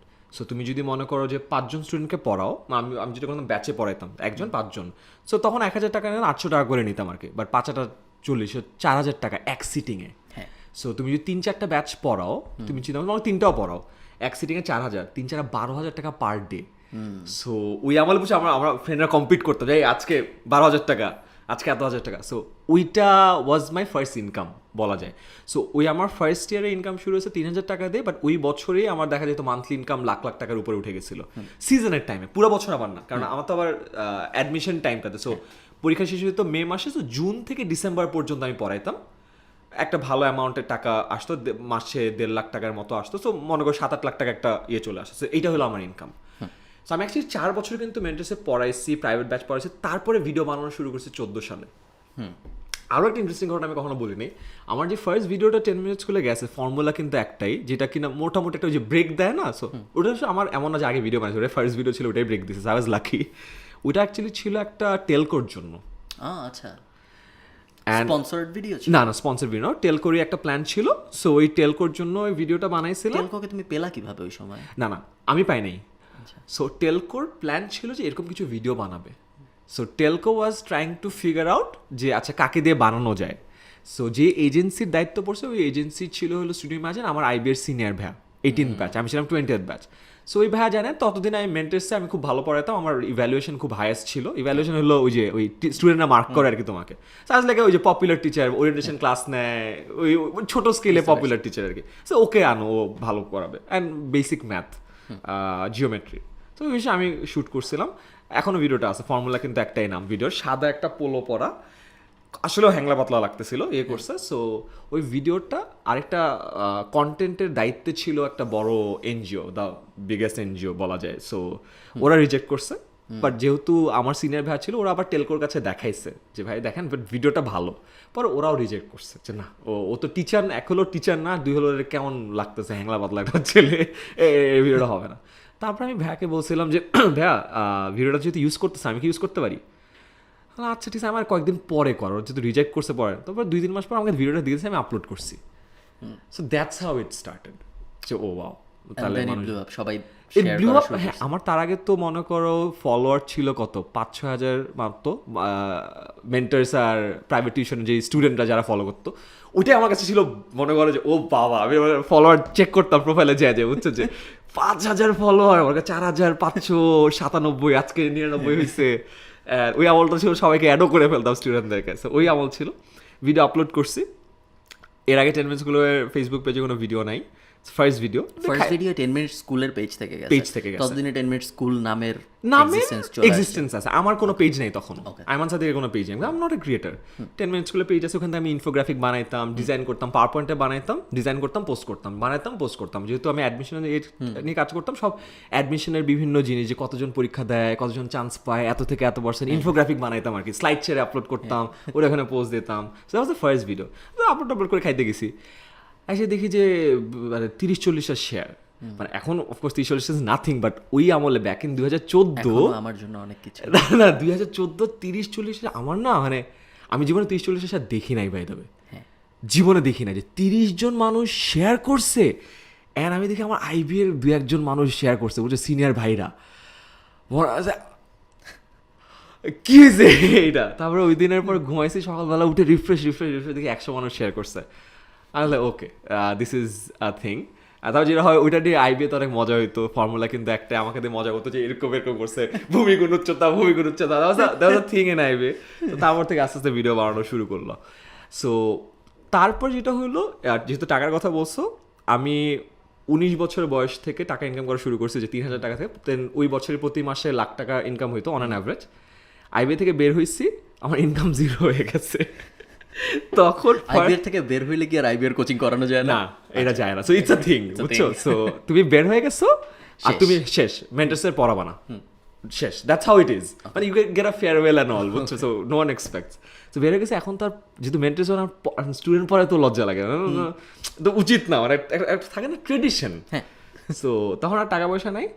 তখন 10 মিনিট স্কুল ফার্স্ট রবি থেকে স্পন্সরশিপ পায়, অ্যারাউন্ড 70 লাখের মতো, 70 লাখ টাকার মতো। ওইটা ওয়াজ আ বিগ থিং, বিকজ তখন যেটা হয়েছিল যে আমার অপশন ছিল যে কোনো একটা ভালো জায়গায় যাওয়া, এমএনসি, অ্যান্ড তখন আমি ইউনিলিভারের বিজমাস্টার্স চ্যাম্পিয়ন ছিলাম, ইউনিলিভার যে ন্যাশনাল চ্যাম্পিয়নশিপটা করে।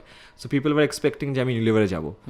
তারপর যেটা হয় যে ইউনিলিভারের ওইটার পর একটা গ্লোবাল চ্যাম্পিয়নশিপ হয়, যে প্রতিটা ইউনিলিভার 30টা দেশের ন্যাশনাল চ্যাম্পিয়নরা গ্লোবালে যায়। আমরা গ্লোবাল চ্যাম্পিয়নশিপ জিতে গেছি।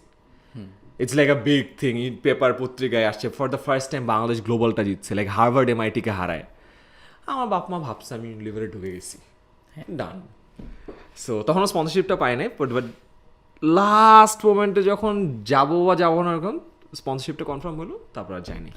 যখন রবি স্পন্সর করলো তোমাদের, 70 লাখ টাকা দিল, তখন 10 মিনিট স্কুল কত বড়? তখন হলো 2014 সালে ফেসবুক পেজ শুরু হয়েছে, 15 সালের জুলাইয়ে ট্রেড লাইসেন্স হয়েছে। সো 16 সালের শুরুতে আমি পাইছি। সো অফিসিয়ালি 10 মাসের বয়স তখন 7 মাস। আর ইনকামের দিক থেকে শূন্য, ইনকামের দিক থেকে একদম শূন্য, জিরো টাকা পয়সা। ইভেন অ্যাড রেভিনিউ ছিল না তখন, তাই না?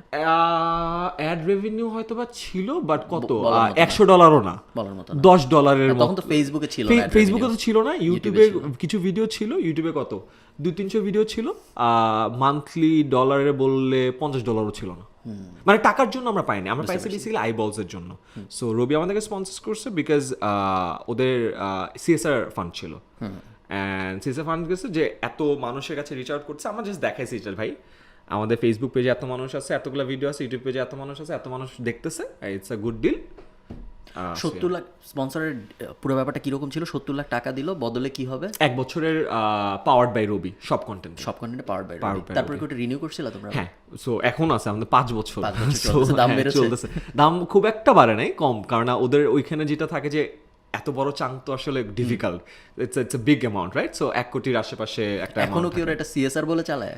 এখনো CSR, হ্যাঁ, সাস্টেনেবিলিটির আন্ডারেই আছে। Yes, nice. কিরকম বাড়ছে বলা যাবে না, এটা বলা সেফ না? এখনকারটা তো একটু সেফ না, বাট খুব একটা না, বললাম না 1 এর আশেপাশে, কারণ কারেন্টলি আমরা এগ্রিমেন্টে আসি। So I am not suppose two, নাহলে আমি এটাও বলে দিতাম। না বলতে হবে না, যেই জন্য আমি এটা ভাবতেছি, কারণ এত কমে যদি পাওয়া যায় তাহলে মোটামুটি আরো অনেকে আমি যারা ইন্টারেস্টেড, রাইট। বাট আমরা এখন ওই মডেলে তো নাই। সো আমরা জাস্ট এগ্রিমেন্ট শেষ হওয়ার জন্য ওয়েট করতেছি। So it's a successful exit for both of us. রবির জন্য সাকসেসফুল বিকজ আমাদেরকে সাস্টেনেবল করে ফেলছে, আমরা এখনো তুলিও নাই এই বছরের টাকা, সো পুরো বছর চলে গেছে আমরা টাকা তুলে কিছু দরকার পড়ে নাই আর, so it's a good exit and I am very grateful আলহামদুলিল্লাহ বিকজ 100%। ওই আমলে ইমাজিন আমি জাস্ট আইবে থেকে বের হয়েছি, আমার কাছে চাকরি নাই, আমার কোম্পানিতে একটা পয়সা নাই, আমি লিটারেলি কোনো এক্সপিরিয়েন্স থাকা নাই আমার, আমাকে একটা কোম্পানি এত টাকা দিচ্ছে যে ভাই ঠিক আছে তোমার এটা ভালো হচ্ছে আমি চালাও, এটা কখনো হয় না, আমি হলে দিতাম না। সো বাট ইন হাইন্ডসাইট রবির যেই লোক এই কাজ করছে সে তো আমি আগেই জানতাম। আমি আগে জানতাম, so that was a good thing. আলহামদুলিল্লাহ ইট was a good win deal. টাকা আয় করার জন্য তোমার মতে যারা ভিডিও দেখতেছে বেস্ট উপায় আসলে কি এখন বাংলাদেশ কনটেক্সটে কেউ যদি টাকা আয় করতে চায়? Two ways of doing it, একটা হলো ফ্রিল্যান্সিংয়ের ওয়েটা, একটা হলো ব্যবসার ওয়েটা।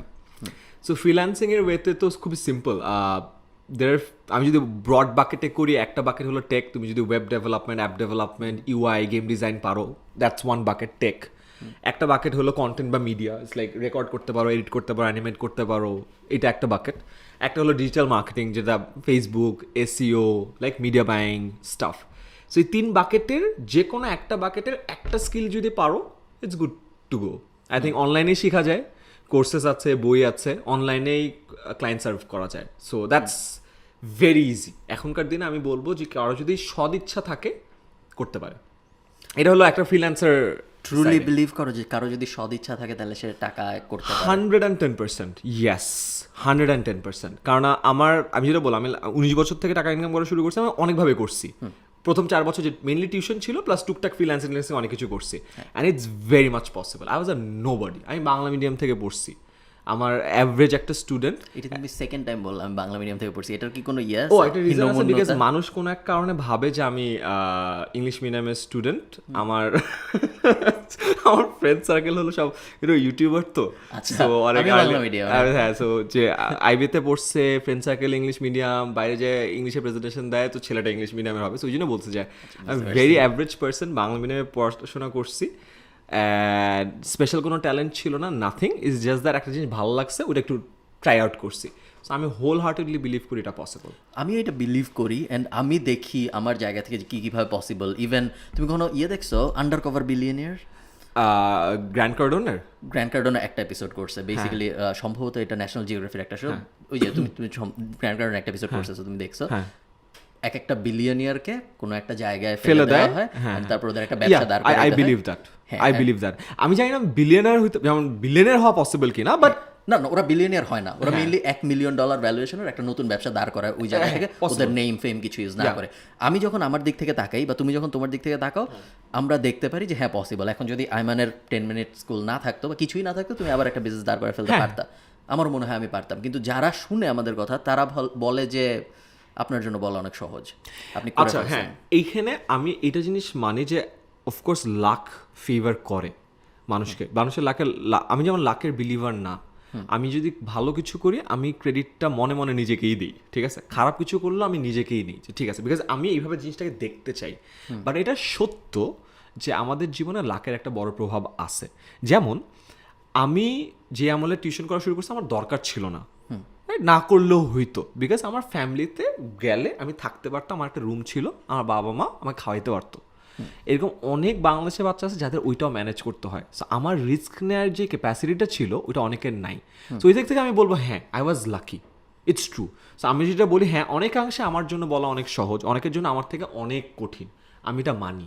বাট আমি এটাও বিশ্বাস করি যে যতটুকুই কঠিন হোক না কেন, we can try out, and try out করার পরে যদি, যেটা বললাম, সদিচ্ছা যদি থাকে, জিনিসপত্র তো আরও অনেক ইজি হয়ে গেছে আমাদের আমলের থেকে এখন, রাইট? এখন আমরা ওই পর্যায়ে চলে আসছি যে এখন আমাদের বলতে হয় আমাদের আমল। হ্যাঁ, বিকজ আমি আমার টাকা যেটা 19 বছর, 2012 সালের কথা, 10 বছর হয়ে গেছে। আমি যখন প্রথম ওয়েবসাইট বিক্রি করছি, আমার মাকে আমার এক বন্ধুর মা জিজ্ঞেস করছিল যে, তখন আবার নর্থ সাউথ অনেক কারণে ফেমাস হচ্ছে আস্তে আস্তে, তো জিজ্ঞেস করছে যে ও কি ওরকম কিছু করে, টাকা থেকে আসলো ওই স্পটের। আচ্ছা, ওই সময় তখন আমার ব্যাংকে কিছু টাকা আসছে বিদেশ থেকে টাকা আসলো ওর কাছে, ও কি করে একটু দেখেন।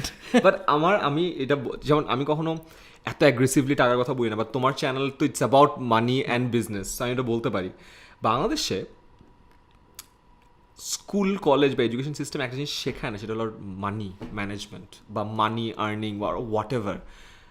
অর্থই অনর্থের মূল। টাকা তোমার চরিত্র বিনাশ করবে, কাঁচা টাকা পেলে ছেলে পেলে ধ্বংস হয়ে যাবে, অ্যান্ড দেন সাডেনলি একটা ছেলেকে পড়ালেখা শেষ করার পরের দিন বলবো হ্যাঁ এখন টাকা ইনকাম করো। এটা কেমনে পসিবল, রাইট? আমার কাছে মনে হয় যে মানি ম্যানেজমেন্টের জিনিসটাকে নেগেটিভ ওয়েতে না দেখায় মানুষকে আগে থেকে প্র্যাকটিস করানোটা অনেক বেশি দরকার। আমার জীবনে যেমন ক্লাস 12 পর্যন্ত আমি জীবনে টাকা পয়সা কামাইনি, টুকটাক সালামি পাইতাম, প্রতি ঈদে 1,500 থেকে 2,500 টাকার মতো হতো, লাখ খুব ভালো থাকলে 3-4 হাজার টাকা উঠতো, ঠিক আছে? ওইটা দিয়ে সারা বছর চলতাম, রাইট? যে একটু একটু করে 100 টাকা 200 টাকা খরচ করে ওইটা একটা জায়গায় রাখতাম। প্রথম আব্বু নিয়ে নিত, পরে বুদ্ধি হওয়ার পর বুঝছি যে আব্বু মরে দেওয়া যাবে না। ফার্স্ট টাকা ইনকাম করা শুরু করছি হলো 19 বছর বয়সে, যে 3,000 টাকা থেকে। আমার কাছে মনে হয় ওইটার পরে আমি নিজে অনেক রেসপন্সিবল হয়েছি। আমি বুঝছি টাকার মূল্যটা কোথায়, আমি বুঝছি টাকা ইনকাম করাটা কত কষ্টের, আমি বুঝছি যে এটা হেলা ফেলার বিষয় না। তো ওটার প্রতি আমার রেসপেক্ট বেড়ে গেছে, যারা টাকা ইনকাম করে ওদের প্রতি আমার রেসপেক্ট বেড়ে গেছে। So as a whole, as a person, you grow mentally, and তোমার এমপ্যাথি বেড়ে যায় টুয়ার্ডস অল দিস পিপল যারা টাকা ইনকাম করে। আমি তখন বুঝছি যে কেন এতদিন আমার বাবা আমি যা চাইছি কেন দেয় নাই, and I am so grateful for that. আমার কাছে মনে হয় মিডল ক্লাস পরিবারে জন্মগ্রহণ করা একটা বিশাল আল্লাহর নিয়ামত। কেন জানো? Because you get to earn things by your own. তোমাকে কিছু দিয়ে দেয় না। আমার এখনও লাইফে গাড়ি কিনি নেই, রাইট? সো যেদিন আমি গাড়ি কিনবো ওই দিন আমাকে it will be a thing যে আমি গাড়ি কিনছি। অলদো আমার শখ নাই গাড়ি কিনা, আমার জাস্ট সেইং আর কি, রাইট? কারণ আমার বাবার গাড়ি ছিল না, আমার বাবা আর্মিতে ছিল, আমার বাবার জীবনে গাড়ি কিনে নাই। আবু রিটায়ারমেন্টের পর সেকেন্ড হ্যান্ড গাড়ি কিনছে, এটা আমি আমার বাবার শেয়ার করি। আমার বাবারও নিড না, আমার মতো কারোর শখ নাই, বাট আমার যদি যেদিন কিনবো it will be a thing, right? বা যে মনে করো আগে থেকে গাড়ি টাড়ি কিনছে ও কিন্তু এই সুখটা কখনো পায় না, রাইট?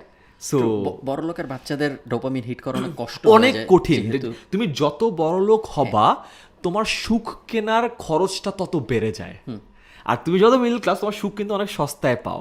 তো যেহেতু আমি মিডল ক্লাস পরিবারে জন্মগ্রহণ করছি, আলহামদুলিল্লাহ আমার শিক্ষা টিক্ষা হয়েছে, সো আমি ওইটা পার করে গেছি, অ্যান্ড আমি অনেক কম খরচে অনেক সুখ পাই আসছি, and you can go above and beyond whatever, but মানে সুখ পাওয়ার জোনটা আমাদের জন্য অনেক বড়। I agree. আমরা টাকা পয়সা নিয়ে আরও কথাবার্তা বলবো, বাট লাস্ট একটা মজার টপিক আছে যেটা তোমাকে জিজ্ঞেস না করলে মানুষের রাগ হবে। সেটা হইলো যখন কোনো কন্ট্রোভার্সি হয়, আমি জানি যে তুমি কন্ট্রোভার্সি ব্যাপারটা অনেক পছন্দ করো, তোমার সাথে হয় প্রায়। যখন কোনো কন্ট্রোভার্সি অন অ্যান অ্যাভারেজ বছরে একটা এখন তো পিআর টিম আছে এই বছর আমরা যখন রেকর্ড করতেছি, এখন আজকে December 23, আজকে 24 আর 7 দিন আছে। এই বছর এখনো কিছু হয় নাই, আমি জাস্ট কাউন্টিং যে ওকে 2021 মনে হয় না তোমার কন্ট্রোভার্সিগুলো এত কি বলে রেলেভেন্ট থাকে যে আমার মনে হচ্ছে এই বছরই হয়েছে, মনে হচ্ছে না যে 1 বছর হয়ে গেছে, হয় না। 1 বছর, গত বছরটা ও আল্লাহ। যখন কোনো কন্ট্রোভার্সি হয় এন্ড যখন তুমি জানো যে তুমি কিছুই করোনি, আগের দিন নর্মালি ঘুমাইতে গেছিলা, পরের দিন কন্ট্রোভার্সি, এমন না যে ঘুমে থেকে ওঠার মাঝখানে কিছু হয়েছে, গাছে উঠে যায়, তখন কেমন লাগে? খুবই প্যাথেটিক। আমার usually I am a very happy person, এবং আমি হ্যাপিনেসকে লাইফে সবার উপর ইন্ডেক্স করি, above and beyond money, way above and beyond money. And আমার ইউজুয়াল লাইফে যেমন খুব একটা এমন না থাকে না, অনেকে বলে আমার লাইফে অনেক দুঃখ আছে, দুঃখ থেকে আমি বড় হয়েছি। আমার লাইফে আসলেও দুঃখ নাই, কিন্তু আমি হ্যাপি পারসন। বাট আমার লাইফে 3-4টা এরকম ওই যে পিয়ার ডিজাস্টার আর কন্ট্রোভার্সিসের টাইমটাও ছিল যেটা খুব খারাপ ছিল। মানে ওই 5 থেকে 7 দিন ডিজাস্টার, মানে মেন্টালি ফিজিক্যালি মানে খুবই স্ট্রেনিং ছিল। অ্যান্ড এমন হয়েছে যে সকালবেলা উঠছি, তারপর থেকে মোবাইলে এই ঘাটতে ঘাটছে, কিচ্ছু খাই নাই, লাঞ্চ হয় না, ডিনার নয়, 9:30 10টা পরে করছো। ওই টাইমগুলো খুবই ডিজাস্ট্রাস ছিল। অ্যান্ড এই কন্ট্রোভার্সি জিনিসটা না এমন যে তোমার একটা অভ্যাস হয় না, এটা অভ্যস্ত হন। যেমন কোম্পানির কাজ করতে করতে, কোম্পানির প্যারা খাইতে খাইতে না তুমি অভ্যস্ত হয়ে যাবা, তুমি নিতে পারবা, মানে থাকে না ব্যথা পাইতে পারবে, সহ্য করতে পারবা। কন্ট্রোভার্সি হলে আমার একটা জিনিস, এক এক সময় এক এক ধরনের কন্ট্রোভার্সি পয়দা হয়, রাইট? এক এক অ্যাঙ্গেল থেকে আসে, এক এক ধরনের জিনিস হিট করে। সো এটাতে না প্রিপারেশন নেওয়ার বা অভ্যস্ত হওয়ার কোনো চান্স নাই। অ্যান্ড প্রতিবারই যখন আসে, প্রতিবারই আমার কাছে মনে আমি একটা নেদা বাচ্চা আমাকে একদম পিছিয়ে দিয়ে গেল। সো এই টাইমটা হরেবল। মানে তোমার কন্ট্রোভার্সিটা, আমি যেহেতু তোমার ফ্যামিলির কারো কারোর সাথে কানেক্টেড, তোমার কন্ট্রোভার্সিটা তোমার মানে অন্য যাদের সাথে আমি কানেক্টেড তাদেরও অনেক স্ট্রংলি এফেক্ট করছে। অনেক। And সাদমান তো- তারাও চুপচাপ হয়ে গেছে, তারাও কিছু হ্যাঁ। বলে না এখন ভয়ে, বিকজ তার ভাইয়ের সাথে একসময় একটা একশো controversy একটা হয়েছে, হয়েছিল। যেমন সাদমান অনেক কিছুর ব্যাপারে খুবই যে না আমি এটা করবো না, আমি এটা করবো না, বিকজ ও কাছ থেকে দেখছে হোয়াট হ্যাপেন্ড আমার সাথে। সো ওই ওই ওই জিনিসগুলো আর কি। হোয়াট হ্যাপেন্স, বাসার ভিতরে কি হয় যখন এরকম কোনো একটা কন্ট্রোভার্সি হয়? আমার তোমার স্কেলে তো আমার কখনো কন্ট্রোভার্সি হয় না, যেহেতু আমি ভালো। না ফান অ্যাকচুয়ালি অনেক ভালো, সো হোপফুলি হবে না ইনশাআল্লাহ। আমি আই আই ইনশাআল্লাহ। প্রে দিস ফর এভরিওয়ান, যে কারো জন্য এই ওই মেন্টাল টর্চারটা না, বিকজ ফিজিক্যাল টর্চার না ইটস বিয়ারেবল ভাই, mental torture is something that is unbearable, just pathetic. অনেক যেটা আমি বলতেছিলাম যে আমার অত হয় না, কিন্তু আমাকে হাইয়েস্ট আমার কন্ট্রোভার্সি বললে আসলে তোমার লেভেলে এটা লাইক নাথিং, মানুষজন গালি দেয় কমেন্ট, এটা হলো আমার আই থিঙ্ক ইটস আমাদের জেডিতে পড়ে এটা, কন্টেন্ট ক্রিয়েশন করো ইটস আ জেডি, তুমি কিছু গালি খাও। আমার জন্য জেডিতে পড়লো, কিন্তু ধরো আমার মা মাঝে মধ্যে কমেন্টে ধরো 2000 ভালো কমেন্ট, একটা গালি, ওই গালিটা মার চোখে পড়লো, গালিও হইতে হবে না, হ্যাঁ, Like খারাপ কথা বলছে, নেগেটিভ হ্যাঁ। একটা কমেন্ট, যে ফারহান খান এটা বললো কেন, হ্যাঁ এটা বললো কেন, তুই বেশি বুঝোস, বেশি বুঝোস, হ্যাঁ। ওইটা দেখেও আমার মা নেগেটিভলি এফেক্টেড হয়। এখন এখন আমি যখন এটা কম্পেয়ার করার চেষ্টা করি, যে ধরো তোমাকে একজন বললো যে একটু অ্যাডভান্স লেভেল, আমি জানি না কতটুকু বলা সেফ, আমি শিওর না যে তোমার পিয়ার আমাকে বলছে মেরে ফেলবে, হ্যাঁ তোমার বললো মায়েরা ফেলবো, গলা কেটে ফেলবো, শেষ। হ্যাঁ। তো এরকম যখন হয় তখন ফ্যামিলির ভিতরে কি হয়? মেরে ফেলাটা গত বছর একবার হয়েছে, তার আগেরগুলোতে ওরকম হয় নাই। সো গত বছর ওয়াজ ভেরি ডিজাস্ট্রাস। সো এমন হয়েছে আমার ল এনফোর্সমেন্ট এজেন্সি থেকে রীতিমতো কল করছে, মাল্টিপল এজেন্সি থেকে, যে এই আমরা এই মুভমেন্ট দেখতেছি, তোমার নামে এই হচ্ছে, একটা মুভমেন্ট হইতে পারে, তুমি সাবধান হও। এখান থেকে বসে এই মুভমেন্ট হবে, তুমি সাবধান হও। অ্যান্ড আমার বাবা আর্মিতে ছিল, আমার বাবার ডিজেফাইতেও ছিল, so he knows about all this. So যেটা প্রবলেম, আমার বাবা আমাকে দেখায় না, বাট সেও জানে, কারণ আমি জানি তার কাছেও ইন্টেল যাচ্ছে গত বছরেরটা। সো ওইটা খুব ডিফিকাল্ট ছিল, বিকজ আমি দেখি যে সাডেনলি আমি আসছি, আমার বাবা বলছে যে সিসি ক্যামেরা লাগাচ্ছে কেন, because he got some Intel. ওইটা খুবই ডিজাস্টার ছিল গত বছরের একটা পার্টিকুলার। আগের বারে যেগুলো ছিল ওগুলো লাইফ থ্রেটনিং ছিল না, বাট বাবা মা দেখছে। সো দেখার ফলে যেটা হয় যে ওইবারও একটা ঝামেলা হয়েছে, ওইবারও আমাকে একটা ল এনফোর্সমেন্ট এজেন্সিতে নিয়ে যাওয়া হয়েছিল এবং 5 ঘন্টা রাখা হয়েছিল, সো দ্যাট আমি কিছু না করি, আচ্ছা, রাইট? সো একটা খুবই ইন্টারেস্টিং জিনিস আমাকে খুব খাতে করছে, কিছু বলা নাই, মানে খাওয়াইছে দাওয়াইছে। যেহেতু আমার বাবা ডিফেন্সে ছিল, আমি যাই ওই পরিচয়টা দিছি যে ভাই মাইরেন না আমাকে। সো আমি আমার বাবাকে কল দিয়ে গেছিলাম, যে বাবা আমাকে যাইতে বলছে, ঠিক আছে যাও।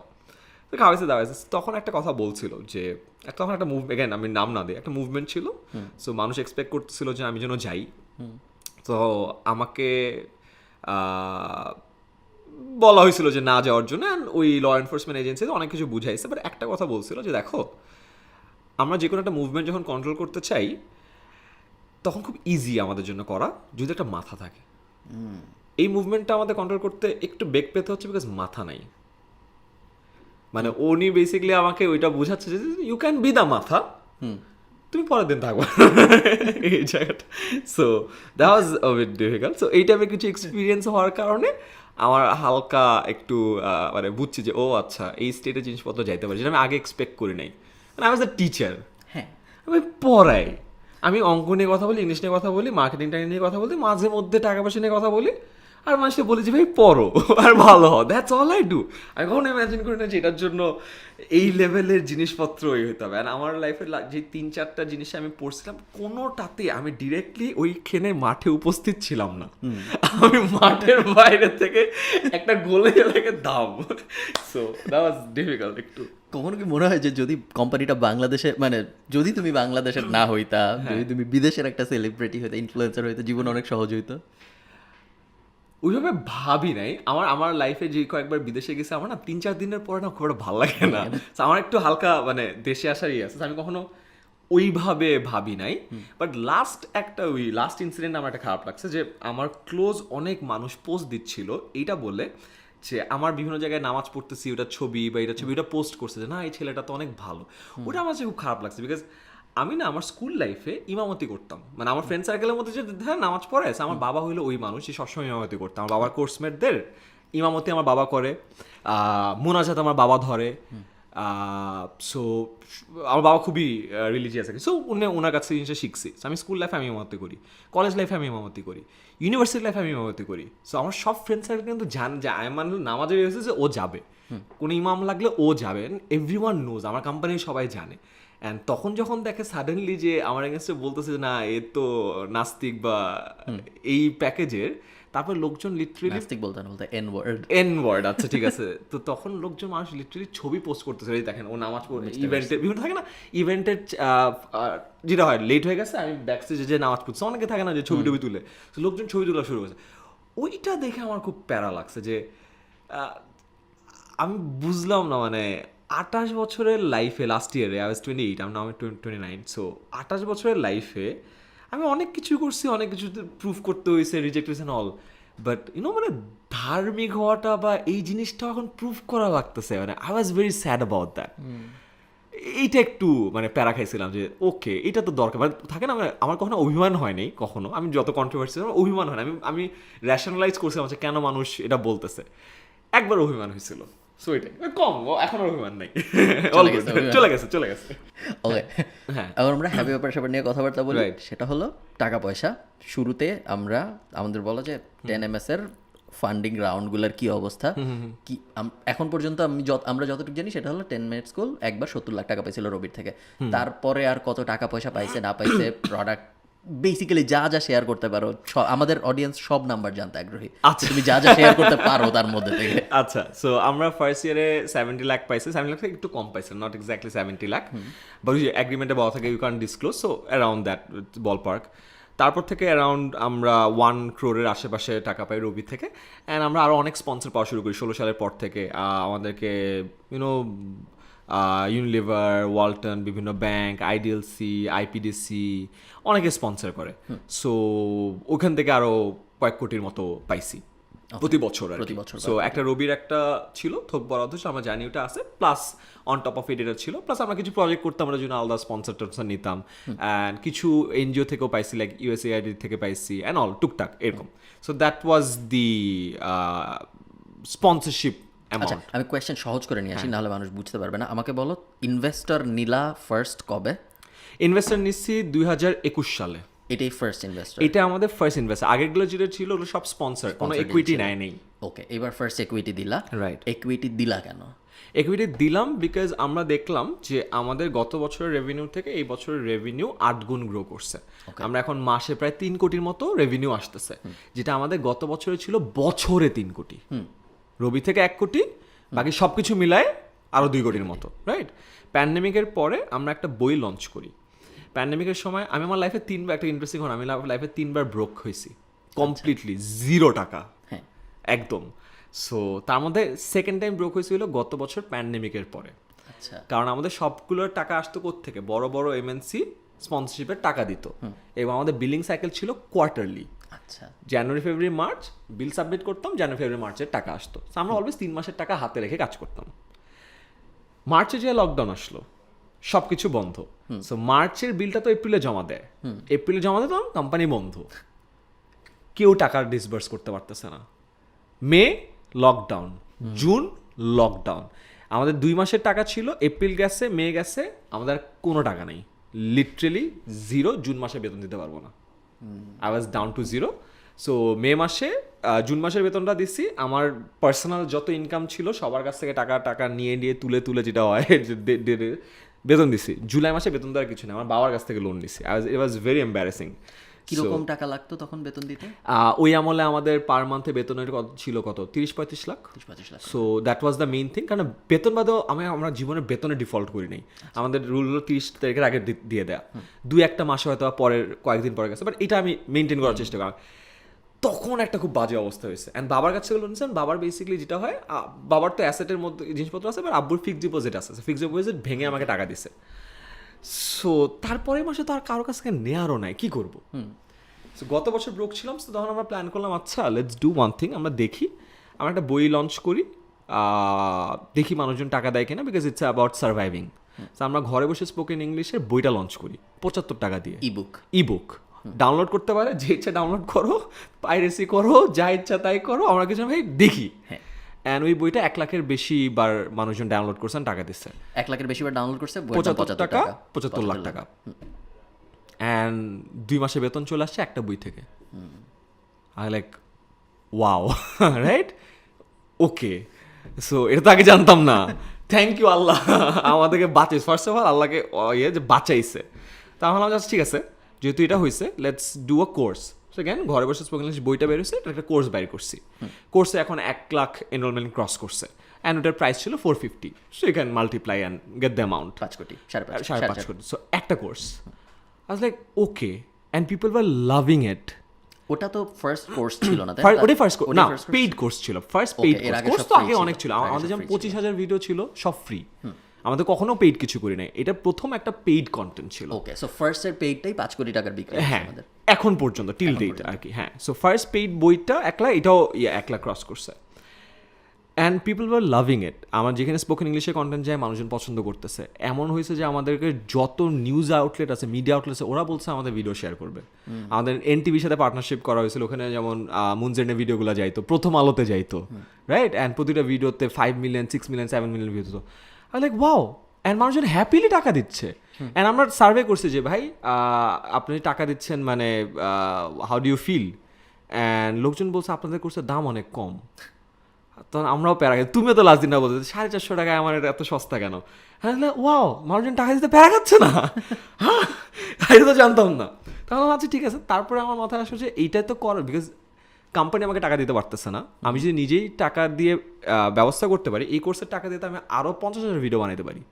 I don't need a sponsor, done. So তখন আমি বললাম ঠিক আছে, forget all the sponsors, 5 lakh 10 lakh টাকার যে স্পন্সরগুলো ছিল সব বাদ, এখানে ফোকাস করার দরকার নেই, কোর্সে ফোকাস করো, let's make money by our sales.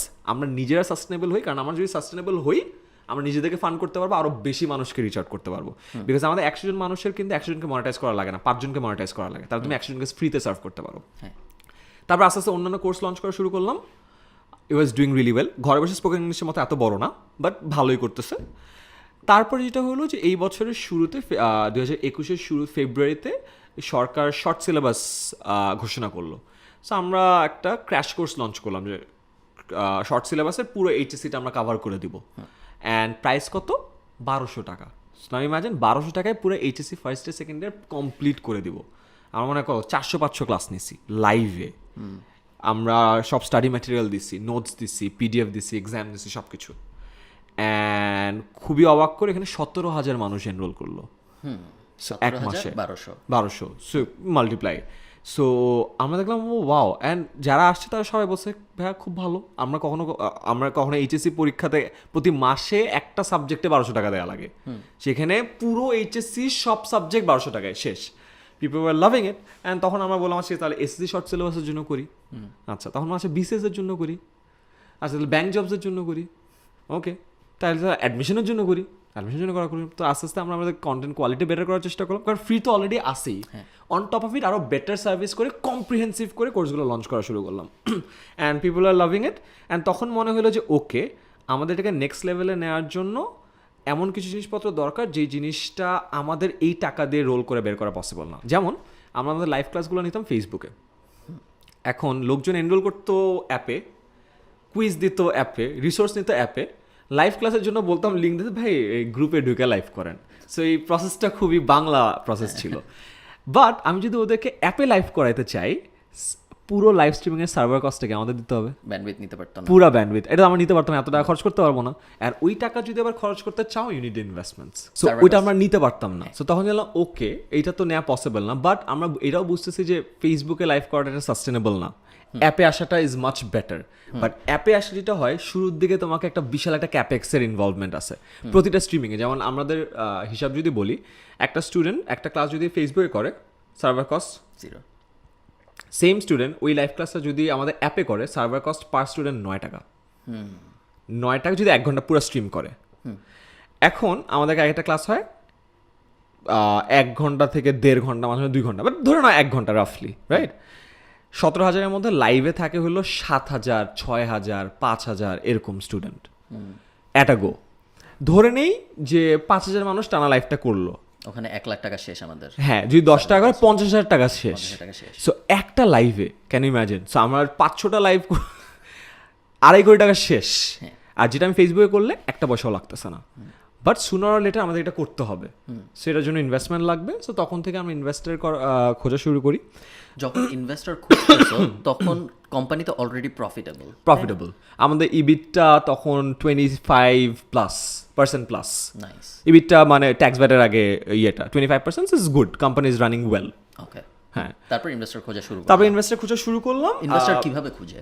আচ্ছা, সো আমাদের প্ল্যান ছিল হলো ইন্টারন্যাশনাল ইনভেস্টর খোঁজা, বিকজ আমাদের টার্গেট ছিল হলো 2 মিলিয়ন রেজ করা, 2 মিলিয়ন 17 কোটি টাকা। বিকজ আমরা দেখতেছিলাম, যেটা বললাম যে ওই 2.5 কোটি টাকা তো একটা কোর্সে চলে 2 যাচ্ছে। মিলিয়ন রেজ করা না 2 মিলিয়ন ভ্যালুয়েশন? না, ভ্যালুয়েশন রেজ করা। আমাদের টার্গেট ছিল হলো 20 মিলিয়নে 2 মিলিয়ন রেজ করা। বুঝতে পারছি। So that was the plan. So 20 million মানে 170 কোটিতে। সো মানে কি 10% বিক্রি হ্যাঁ, করতেছো? 10% বিক্রি করার প্ল্যান ছিল। 170 crore ভ্যালুয়েশনে 10% দিয়ে 17 কোটি টাকা নেওয়ার প্ল্যান ছিল। That was the plan. So তখন আমরা দেখলাম যে লোকালি এটা পসিবল না, কারণ লোকাল ইনভেস্টরদের চেক সাইজ বলে এটাকে, যে টিকিট সাইজ বা চেক সাইজ, যে কত টাকা চেক দেয়। সো যেটা দেয় যে 50 লাখ, 1 কোটি, ম্যাক্স গেলে 2-3 কোটি দেয়, বাট এর বেশি অ্যামাউন্ট এক থোকে দেয় না। আচ্ছা, সো আমাদের মান্থলি রেভিনিউ তখন 2.5-3 কোটি হয়ে গেছে। সো আমরা একটা 2 কোটি টাকা বা 2.5 কোটি টাকা রেভিনিউ একটা ইনভেস্টমেন্ট আসে, খুব একটা কোনো লাভ নাই। সো তখন আমরা দেখলাম ইন্টারন্যাশনাল ইনভেস্টর দেখা লাগবে, এটা মানে খুবই সোজা হিসাব।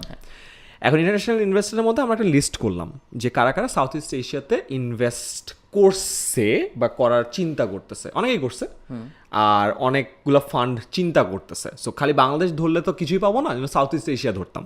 সাউথ ইস্ট এশিয়া কারা কারা করতেছে, so we got a huge list করার পর আমরা প্রায়োরিটি করলাম যে আচ্ছা কোনগুলো হইলে বেস্ট হয়। সো বেস্টগুলোকে আমরা করলাম যে এটা হলে বেস্ট হয়, based on a lot of variables, যে ওরা সাউথ ইস্ট এশিয়াতে বেশি ইনভেস্ট করছে, এর থেকে ইনভেস্ট করছে কিনা, ফান্ড সাইজ কত, এক একটা টিকিট সাইজ কত, একবারে দেয় কি একবারে দেয় না, সাপোর্টিং এলিমেন্টস আছে কিনা, নাকি জাস্ট স্মার্ট মানি না ডাম মানি, মানে আরও হেল্প করবে নাকি হেল্প করবে না, ওরা বেশি প্রায়োরিটাইজ করলাম।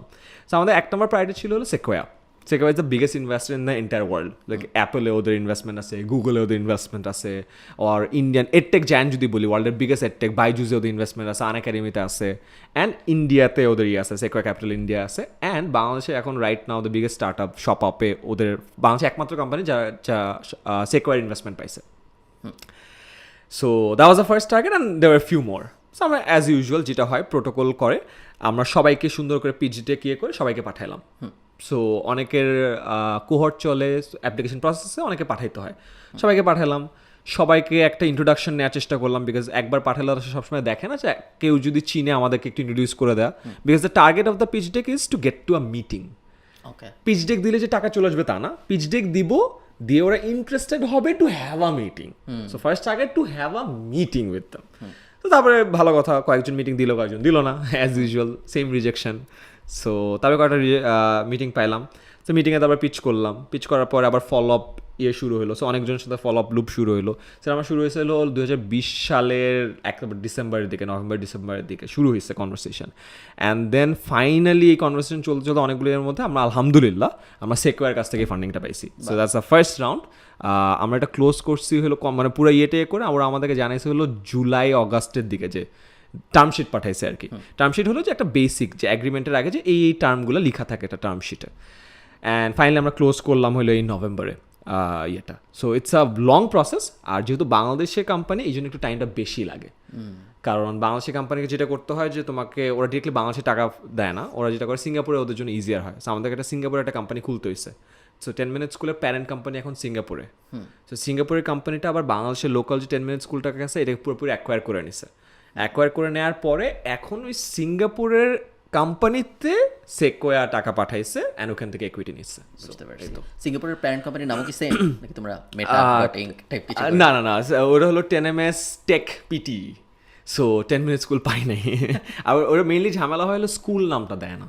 আচ্ছা আমরা ইভেন বাংলাদেশেও কিন্তু আমরা 10 মিনিট স্কুল নামে সোল প্রোপ্রাইটরশিপ ছিল, যেটা আমার 2015 সালে যখন আরজেসি থেকে রেজিস্টার করছি as a private limited company, আমরা কিন্তু 10MS লিমিটেড নামে রেজিস্টার। তার কারণ হলো বলছে 10 মিনিট স্কুল না, স্কুল তো দেওয়া যাবে না, কারণ স্কুল তো ওই যে স্কুলের ওই কারণে আমরা অনেক রিকোয়েস্ট করছি, দেয় নাই। তারপরে আমরা বলছি 10MS লিমিটেড। তারপর জি স্যার 10MS মানে কি? 10 মিনিট স্কুল, না 10MS এর কোনো মানে নেই, 10MS পরে পাইছি আর কি। এই তো নাইস। সো আমরা যদি একদম পুরাটা সামারাইজ করে নিয়ে আসি, একদম ছোট ছোট কিছু ক্লিপ, এগুলো ফেসবুকে ভাইরাল, হ্যাঁ আচ্ছা ওকে, ফেসবুকে ভাইরাল হওয়ার ক্লিপ। 2021 সালে বেস্ট মান্থে 10MS এর রেভিনিউ কত ছিল, আর ওয়ার্স্ট মান্থে কত? বেস্ট মান্থে 3 বেস্ট মাসে হলো 3 আর ওয়ার্স্ট মাসে হলো 1.5 কোটি, ওয়ার্স্ট মাসে, বেস্ট মাসে 3 কোটি। তুমি কি এখন 10MS থেকে স্যালারি নাও? হ্যাঁ নেই। বলতে পারবা কত নাও? অ্যারাউন্ড এক্সাক্ট অ্যামাউন্ট তো বলতে পারবো না, 2 লাখের আশপাশে। 2 লাখের। তুমি তোমার টাকা দিয়ে কি করো? আমার পার্টিকুলার তুমি যখন ভাবতেছো যে আর কিছু জিজ্ঞেস করো, না আমার ওরকম করি না। আমার খুব ইন্টারেস্টিং, আমার টাকা যায় তো 10MS এর ব্যাংক অ্যাকাউন্টে। আমাদের সব এমপ্লয়ি স্যালারি অ্যাকাউন্ট আছে, সো আমিও অ্যাজ অ্যান এমপ্লয়ি এই বছর থেকে না গত বছর থেকে আমার স্যালারি আসা শুরু করছে, তার আগে পর্যন্ত স্যালারি ছিল না। সো ফার যেটা হয়েছে, আমি আমার কার্ডই পাই নাই। আচ্ছা, তোমার এটিএম কার্ডে, হ্যাঁ ওইটা হয় নাই, কোম্পানির কার্ডটা আমার কাছে থাকে। পার্সোনালটা আমি কোনো এক কারণে হয় নাই, অ্যান্ড করা হয় না, লকডাউনের কারণে আটকাই গেছে। ভালো কথা। সো আমার যা টাকা ছিল 1 বছরে পুরো টাকাটা জমা আছে। আমি তোমাকে রিমেম্বার বলছিলাম যে আমি লাইফে 3বার ব্রোক হয়েছি, তার মধ্যে একবার ব্রোক ছিলাম এই যে মাসখানেক আগে, রাইট? সো অ্যাগেন এই যে ইনভেস্টমেন্টের ঠিক আগে আমরা একটু র্যাম্প আপ করছি, বাট টাকা আসে নাই ওই টাইমটাতে। সো যেটা হয়েছে, আমার ওই অ্যাকাউন্টে যত টাকা ছিল ওই এক্স্যাক্ট অত টাকা 10MS আবার ঢুকে গেছে ক্যাশ ক্রাঞ্চের সময়। So I haven't got to enjoy 10MS money yet. Hopefully loan, যেহেতু এখন প্রাইভেট লিমিটেড কোম্পানি, এটা লোন হিসেবে ঢুকছে, লোনটা যখন ব্যাক করবে তখন I will probably get to spend it. Okay, আমরা অনেকক্ষণ কথাবার্তা বললাম। লাস্ট প্রশ্ন সেটা হইলো, এই ব্যাপারটা কেমন লাগে যে তুমি বাংলাদেশের সবচেয়ে বড় এডটেক কোম্পানি চালাচ্ছ? অনেক বেশ, মানে আমি জানি না তোমাকে ডিউ ক্রেডিট দেয় নাকি, আমার সবসময় মনে হয় মানুষ আমাকে ডিউ ক্রেডিট দেয় না, বাট আসলে অনেক দেয়, তারপরে আমার মনে হয় দেয় না। আমি জানি না তোমার মনে হয় নাকি, বাট দেওয়া উচিত, যা দেয় তার থেকে আর অনেক বেশি দেওয়া উচিত। বাট সব কনসিডারিং এত ছোট বয়সে, বা বয়স অ্যাসপেক্টটা বাদ দিলে, যে এত বড় একটা এডটেক চালাচ্ছ, এতগুলো মানুষ কাজ করতেছে, ফান্ডিং আসতেছে, এই হচ্ছে ওই হচ্ছে, বিশাল ব্যাপার, 3 কোটি 2 কোটি, কোটি ছাড়া কথাই নেই। কেমন লাগে? আমার কাছে পার্সোনালি আমার কাছে মনে হয় যে আমার টিচার যে সত্তাটা আছে বা টিচিং যে ক্যাপাসিটিটা আছে, এই ক্যাপাসিটিটা বা এই সত্তাটা আমার অন্টারপ্রেনার বা উদ্যোক্তা সত্তা বা এটার থেকে একটু বড়। আমার কাছে মনে হয় এটা বড়, আমি জানি না, আর আমার মনে হয় পাবলিক পারসেপশনও সেটা। আমি যদি বলি যে মানুষ আমাকে কী হিসেবে চেনে, আমার টিচার হিসেবে চিনে, আমি কিন্তু অন্টারপ্রেনার হিসেবে কেউ সেলিব্রেট করে না। মানে সেলিব্রিটি তখন হয় যখন মানুষ তাকে সেলিব্রেট করে, আর মানুষ তখনই মানুষকে সেলিব্রেট করে যখন মানুষ কিছুটা করে। সো সেলিব্রেশনের তো একটা কিছু লাগে, উপমা লাগে বা কোনো একটা রিজন লাগে। সো আমার কাছে মনে হয় রিজনটা আমার হলো পড়ানো। সো কেউ কিন্তু আমাকে উদ্যোক্তা হিসেবে বা অন্টারপ্রেনার, আচ্ছা seriously thank you so much, আমি আসলেও করি, এন্ড না করার কিছু নাই। মানে যদি তুমি পুরো উদ্যোক্তা অ্যাসপেক্টটা বাদ রাখো, আমি যদি ধরে নিই তোমার চেহারা কেউ কখনো দেখেই নাই, হ্যাঁ, তারপরেও তুমি 10MS বানাইছো, তারপরেও 10MS এত বড় হইছে, এত রেভিনিউ জেনারেট করতেছে, বুঝছো তো? মানে ওই টিচিং অ্যাসপেক্টটা যেটা হয় যে ওভার শ্যাডো করে, সো ওইটা হওয়ার কারণে যেটা হয়েছে, আমি না ওই অ্যাঙ্গেল থেকে আমি নিজেও চিন্তা করি না। অ্যান্ড তুমি যদি আমার পেজ দেখো, আইমান সাদিক পেজটা 10MS এর বাদে, আমি চেষ্টা করি যে এটাও একটা সমস্যা ছিল আগে, যে 10MS সব কিছুতে আমাকে থাকা লাগতো, because it was so interconnected, যে 10MS এর একটা স্পন্সর ও ধরেই নিত যে হ্যাঁ আমি তো ভিডিও বানাই দিব, রাইট? বাট এটা যে দুটো আলাদা জিনিস, এটা মানা খুব ডিফিকাল্ট ছিল। সো গত 1.5 বছর ধরে যেমন আমি 9-10 মিনিটস করি, মানে ওই ডিরেক্টলি ভিডিও করা বা এটা থেকে আলাদা। তুমি যদি আমার পেজটা দেখো, আইমান সাদিক, ওইখানে কিন্তু না মানে 10MS নিয়ে কোনো কথাই নেই, নাথিংস দেয়ার। তুমি কোনো 10MS কোনো কিছু দেখবাও না, কিছু দেখবো না, আমি বিভিন্ন টপিকে পড়াচ্ছি, যাচ্ছে এটাই করতে পারো, এটাই করতে পারো, সেটা সেই করতে পারো। সো ওই হিসেবে যদি দেখি, আমি আমার পার্সোনাল ব্র্যান্ডটাকে যদি দেখি, ফেসবুকে হলো আমার সব থেকে বড় যে একটা মিডিয়ামটা, অ্যারাউন্ড 53 লাখ মানুষ আছে, ওরা কিন্তু সবাই আমাকে চিনে টিচার হিসেবে। সো উদ্যোক্তার ওই এটা না মানে কখনো হাইলাইটেডই হয় নাই, আমিও হাইলাইট করি নাই। সো ওই পার্টটাতে এই জন্যে আমার মনে হয় যে ওই মানুষ ওই যে সেলিব্রেট করার কিছু পায় নাই। সো আমি মানুষকে দোষ দিব না, আমার নিজের কাছে ওই জিনিসটা মানে I will take the blame on me আর কি, যেটা নিয়ে কথা হয় না। আর কথা না বলার একটা রিজনও আছে। Now that I work in the field আমি তো দেখি যে নাম্বারটা কত, রাইট? সো বাংলাদেশে আসলে স্টার্ট আপের মানুষজনের সংখ্যাটা কিন্তু এখনো অত গ্রো করে নাই। সো আমি দিন রাফসানকে বলতেছিলাম, রাফসানকে বলছে, হ্যাঁ রাফসানকে বলছে, আরও একজন বলছে যে ভাই আপনি যেমন ফান্ড রেজিং, যেহেতু আমার ফান্ড রেজ করছি, আমি বলছি, আপনি ফান্ড রেজিং নিয়ে কেন কথা বলেন না? আমি ওকে বললাম যে দেখো বাংলাদেশে স্টার্ট আপ আছে 1000, রাইট? ফান্ড রেজ করতে চায় মেবি 100, ইন্টারন্যাশনালি মেবি করতে চায় 50 জন। এখন চিন্তা করো ওদের জন্য কন্টেন্ট বানায় তো লাভ নাই, রাইট? অ্যান্ড আমার চ্যানেলে দিয়ে লাভ নেই, মানে লাভ আছে of course, we can probably have a round table meeting, একটা ক্লোজ ইনডোর সেশন যেটা দরকার আছে, বাট আমার পেজ থেকে দেওয়ার দরকার নেই, যেখানে 50 লাখ মানুষ আছে। ওরা দেখে বলবে যে কী বলতেছে এটা, ইনভেস্টার কোর্টিং মানে কি, টিকিট সাইজ কি, সব মিসব কী বলতেছে। ওই জন্য ওইটা নিয়ে কখনো কথাও বলা হয় না, এই জন্য বলতে পারবো না, মানে বুঝছো তো প্রবলেমটা, সো ম্যাচ করে না এই জিনিসটা। ইয়া, আর তেমন কিছু জিজ্ঞেস করার নাই আমান, থ্যাঙ্কস এত টাইম দেওয়ার জন্য। মাই অ্যাবসলিউট প্লেজার। স্কেজুয়াল লাস্ট একটা কাজ করবো, এখানে তাকে একটু সাবস্ক্রাইব করতে বলো সবাই। Please please, Khalid Farhan is the man. আমি কিন্তু কেটে ভিডিও অ্যাড চালাই। So please watch his content, is doing a great job, and আমি হোল হার্টেডলি বিলিভ করি যে মানুষের যদি সদিচ্ছা থাকে ব্যবসাও করতে পারে, অ্যান্ড যে কোনো একটা উপায়ে টাকা ইনকামও করতে পারে। কাজটা অনেক সহজ এবং ওর কন্টেন্টগুলো খুবই সুন্দর করে জিনিসগুলো এক্সপ্লেন করে। Please watch his content and try to make something for your self. Yes, perfect. Thanks.